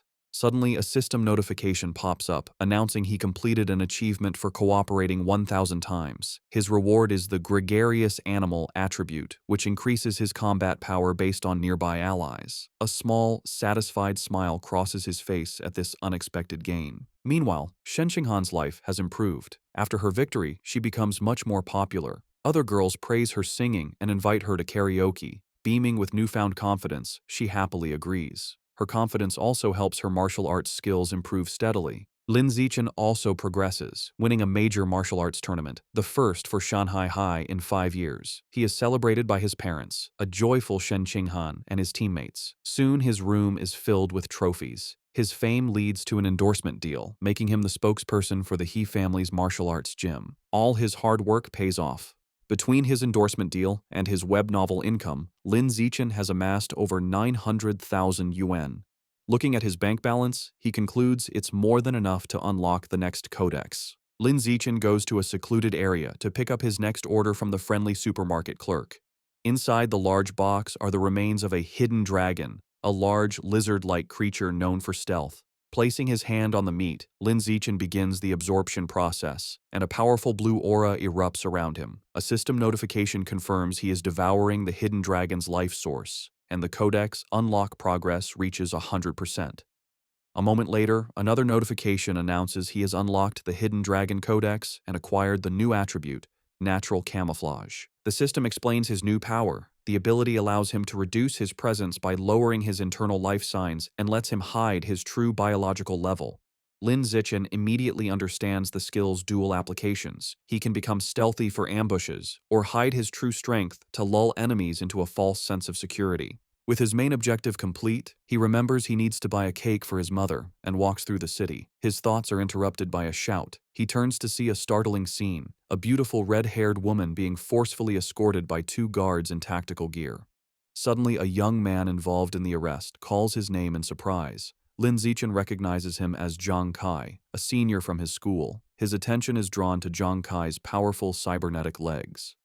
Zhang Kai explains nonchalantly that after failing to get into high school, he became a biker and broke his legs so badly in an accident they had to be amputated. Zhang Kai explains he was lucky enough to join a mechanical modification experiment run by the Mechanical God Group, which unexpectedly transformed him from a disabled person into a cyborg. Curious, Lin Zichen asks about the arrested woman. A guard explains she is a remnant of the Rat God cult, the only female among 9 fugitives. Just then, Zhang Kai's colleague calls for him to leave. As he hurries off, he waves goodbye, promising to talk later, and Lin Zichen waves back. Watching them go, Lin Zichen becomes suspicious. The public security department searched for the rat god cult fugitives with all its resources and found nothing, yet the mechanical god group captured one with ease. He concludes this group is not to be underestimated. His thoughts are interrupted by a call from his mother, Jiang Wangxin. She asks if he bought the cake and when he'll be home. He says he's on his way and will be back soon, and she reminds him to be careful. The scene shifts to a lively birthday celebration. Since their birthdays are a day apart, their families always celebrate together. Their parents are gathered singing "Happy Birthday." For their 18th birthday, they stand side by side and blow out the candle on their cake. After, their mothers tell them to exchange presents. As they happily give each other gifts, their happy moment is shattered as the room begins to tremble violently. The families are thrown off balance, someone shouting if it's an earthquake. Lin Zichen instinctively grabs Shen Qinghan to steady her, but Lin Zichen immediately senses this is no ordinary earthquake. Something feels terribly wrong. Deep beneath the city, the true cause is revealed.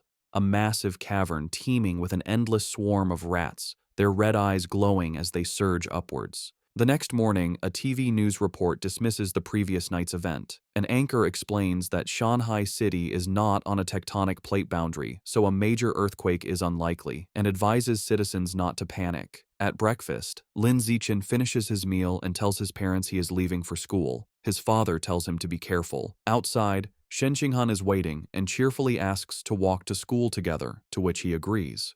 As they walk, she happily remarks that since they have celebrated their 18th birthday, they are officially adults. Lin Zichen adds that the college entrance exams are also approaching. Shen Qinghan admits she gets nervous just thinking about it. Some time passes, and Lin Zichen finally saves up enough money to unlock his next codex. He begins the absorption process, and a powerful purple energy swirls around him as he targets the void crocodile. A system notification confirms he is devouring the creature's life source, and the codex unlock progress reaches 100%. He receives a vision of a large crocodilian beast with fish-like fins swimming powerfully, trying to escape from the savage giant eagle. A final notification announces he has successfully unlocked the Void Crocodile Codex and acquired a new biological attribute, danger perception. The system explains this ability allows him to sense hostility from other creatures within a certain range and makes it easier to judge their biological level. Lin Zichen thoughtfully concludes this will be a useful skill for preventing sneak attacks.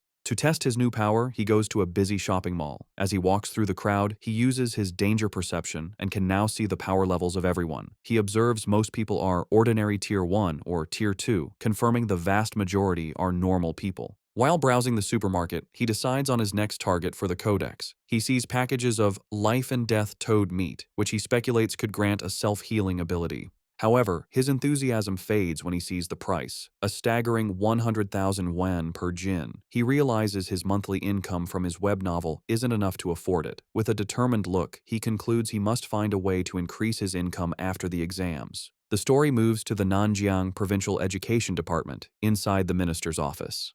A striking woman with light purple hair and antler-like horns, Mo Dongji, the vice principal of Shanghai University and Minister of Education for Nanjiang Province, sits listening to a report. A male subordinate is finishing a presentation on the educational situation across the province. Mo Dongji calmly sips her drink and thanks him. She then asks about the status of Origin Site number 36. Her assistant replies the situation has finally stabilized, expressing great relief.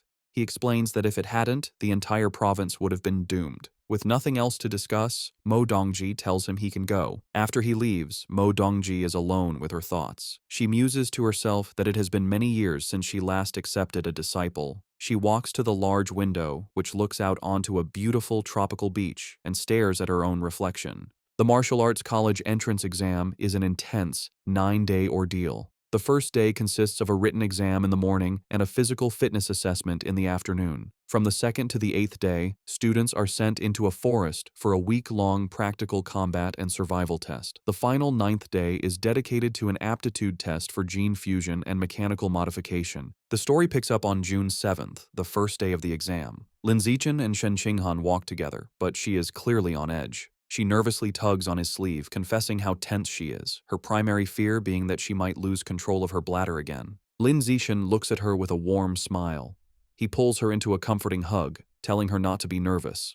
Holding her close, he reminds her that her theoretical knowledge is solid and she has already taken precautions by wearing a diaper, so she just needs to do her best. His closeness makes her blush. Flustered but comforted, she promises she will do her best and tells him he needs to do his best as well.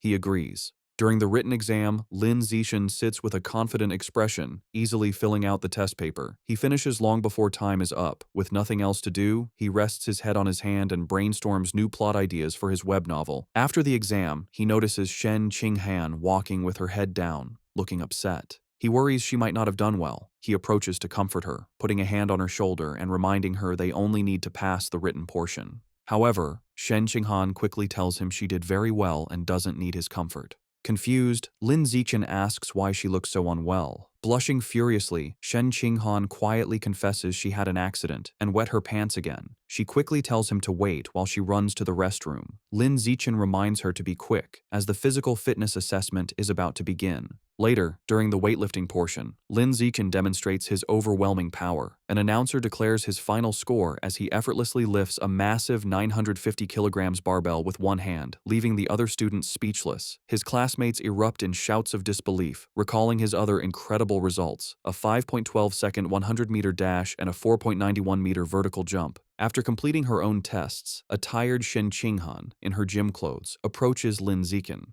He asks how she did. With a weary but proud smile, she reports her impressive scores: a 9.32-second 100-meter dash, a 1.62-meter vertical jump, and a 125-kilogram lift. She adds with a small sigh that her results are still nothing compared to his. Lin Zixin praises her, telling her that with scores like that, she is a top-tier female student. He gives her an affectionate pat on the head, and she looks up at him with a happy expression. Sometime after, their classmate He Yu runs up, excitedly announcing their written exam scores are available. He tells them he heard Wang Shuojie and Lu Gang scored in the high 80s, and he himself got an 80. As he asks about their scores, a nervous Shen Qinghan checks her phone. Her face lights up with joy as she exclaims she got an 82. He Yu is stunned. They both turn to Lin Zixin. He calmly holds up his phone, showing a perfect score of 100. Shen Qinghan cheers for him, while a dumbfounded He Yu mutters that Lin Zixin is as freakishly talented as ever. Later, as they walk home, Shen Qinghan expresses her nervousness about the next phase, the week-long practical test in the forest. Lin Zixin takes her hand and reassures her, telling her not to worry because he will stay by her side and protect her. Comforted, she agrees to stick close to him. Meanwhile, in a private room, two mysterious figures discuss the exam. One man in a formal suit and a sinister plague doctor mask hands a small wooden box to a younger man. The masked man instructs his subordinate to make good use of his position as a safety officer. The young man takes the box. Inside are 10 dark, seed-like objects, which the masked man calls demon seeds, that will aid him in his mission. The masked man promises that if the young man succeeds, he will be recommended to become a full member of their organization. The young man seems more interested in a different reward, stating he would prefer a rare, different fruit. The masked man scoffs, calling him short-sighted. He explains a single fruit could only help him evolve to a mid-tier rank, whereas joining their organization opens the door to evolving into a truly advanced being. After a moment, the young man is convinced, agreeing that becoming an official member is the more valuable prize. A convoy of buses travels through a dense, foggy forest. An announcement informs students they are about to arrive at the practical exam location. Inside a bus, Shen Qinghan is sleeping on Lin Zixin's shoulder. He gently wakes her, letting her know they have arrived. An automated voice directs students from entrance 9 to get off the bus and proceed to the assembly point.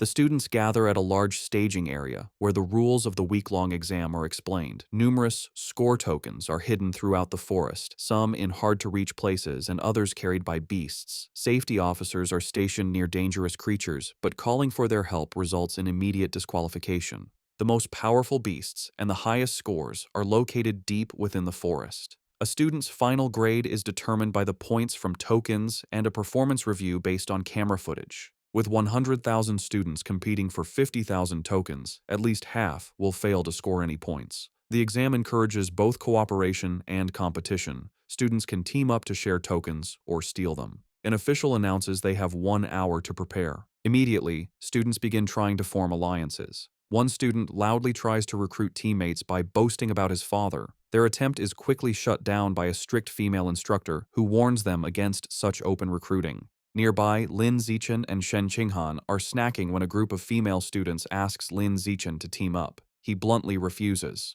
Just then, another student, a young man with brownish red hair, walks up and asks if he could buy some of their food. Instead, Lin Zichen tosses him a package of toast as a gift. Impressed, the student suggests they team up, introducing himself as Hong Junping from a top high school. While eating his snack, Lin Zichen politely rejects the offer. A bit dejected, Hong Junping thanks him for the food and walks away. Watching him leave, Shen Qinghan comments on how strange the guy was. Lin Zichen gives her a knowing smile and explains that the man's true intention was not about the food, but about the great beauty with him. Realizing he was trying to hit on her, Shen Qinghan blushes. With their breakover, Lin Zichen takes Shen Qinghan's hand, and they set off into the forest. As they enter the vast wilderness, Lin Zichen decides on a cautious strategy.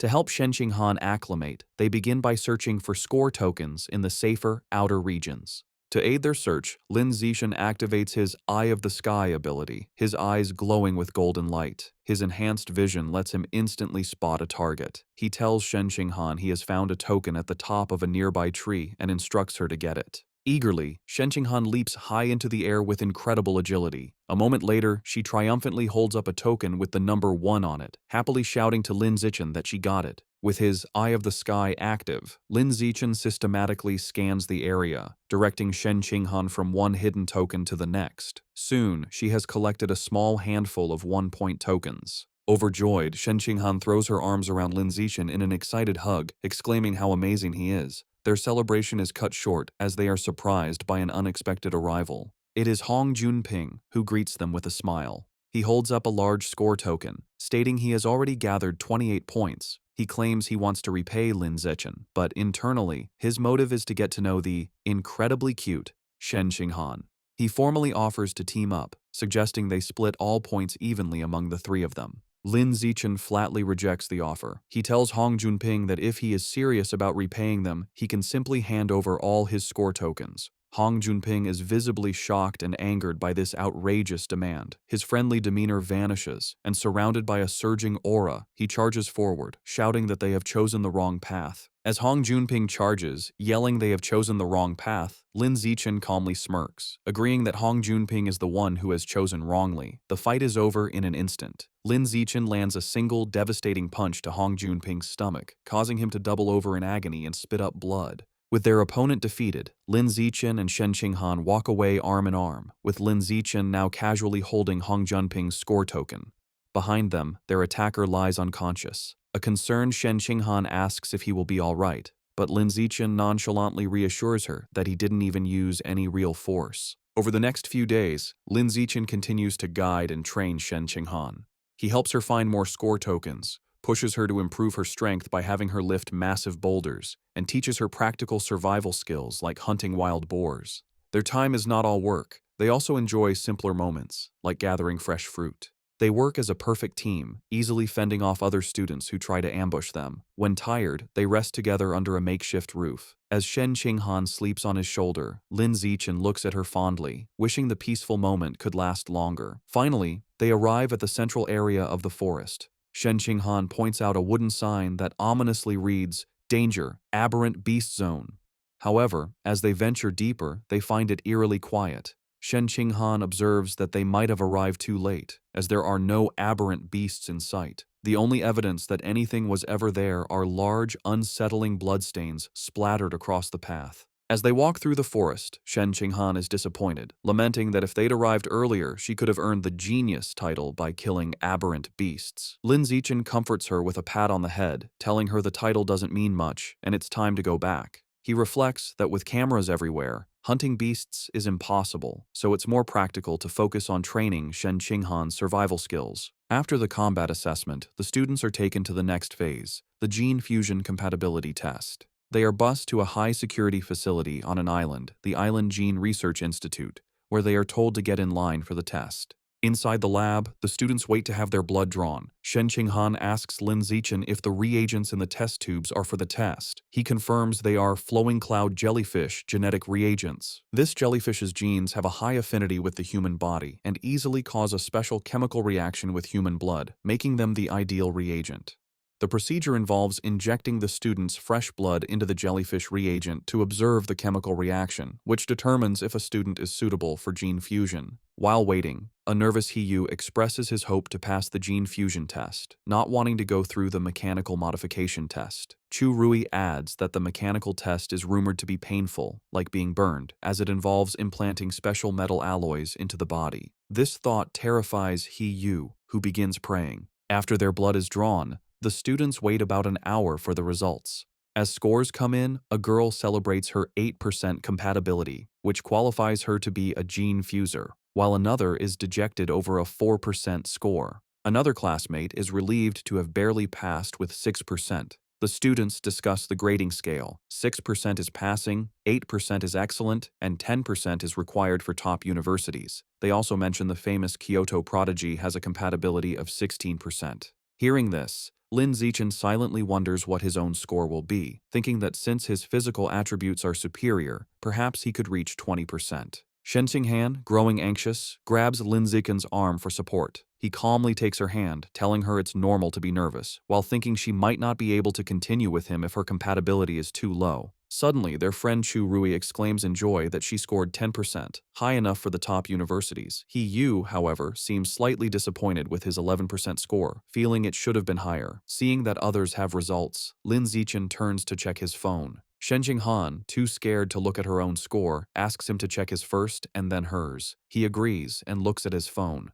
The result is an impressive 15%. Overjoyed, Shen Qinghan immediately throws her arms around Lin Zichen in a celebratory hug, exclaiming that with a score like that, he is surely the top scholar in the province. Despite Shen Qinghan's joy, Lin Zichen is internally disappointed his 15% compatibility is lower than the Kyoto prodigies, leading him to conclude that physical strength isn't the only factor determining aptitude for gene fusion. He then gently tells Shen Qinghan it's her turn to check her results, and she nervously agrees. He tries to reassure her, saying that if someone like him can get a good score, she certainly can too. However, as he brings up her results, his expression turns to shock. Shen Qinghan and Chu Rui, looking over his shoulder, mirror his astonishment. The phone screen displays an unbelievable result. Shen Qinghan has a gene fusion compatibility of 21%. The scene shifts to the Nanjiang Provincial Ministry of Education headquarters, where Mo Dongji is in a meeting with other officials, including the principal of Shanghai High. Mo Dongji announces the gene fusion compatibility results are in. First, they see Lin Zichen's profile, noting his impressive 15% score, making him the provincial top scholar. The other officials congratulate the principal of Shanghai High, and while she acts modest, she is inwardly proud. Just as everyone believes the top student has been identified, Shen Qinghan's results are displayed. Her 21% compatibility score sends a shockwave through the room. The officials exclaim in disbelief, questioning if such a high number is possible. The principal is just as surprised, recalling Shen Qinghan as Lin Zichen's seemingly ordinary childhood friend. The extraordinary result piques Mo Dongji's interest, who asks for more information on Shen Qinghan. The principal of Shanghai High nervously suggests to Mo Dongji that Shen Qinghan's result must be a mistake, as her school performance has always been ordinary. With a sigh, Mo Dongji decides there's no other way and that she must go see for herself. Back at the testing facility, students are in an uproar over the 21% result, questioning if the test was wrong. Shen Qinghan herself turns to Lin Zichen in disbelief, asking if there was a mistake. Lin Zichen calmly tells her he doesn't think it's an error. He leans in close, explaining she has a natural high affinity for water, and since the test used a reagent from a water attribute beast, like the flowing cloud jellyfish, her result makes sense. Shen Qinghan's eyes light up with understanding. She excitedly realizes this means her body is highly compatible with water attribute beast genes, making her a natural genius. With newfound confidence, she looks at Lin Zichen, thinking she is finally worthy of standing by his side. Lin Zichen smiles warmly, happy for her. Their moment is suddenly interrupted when someone shouts for everyone to look outside. As they turn, they witness a massive whirlpool of water rising from the ocean, and standing atop it is Mo Dongji. The students watch in awe as she stands powerfully on the surging wave. The other students panic, wondering if she is a heretic and fearing she is about to destroy the entire facility.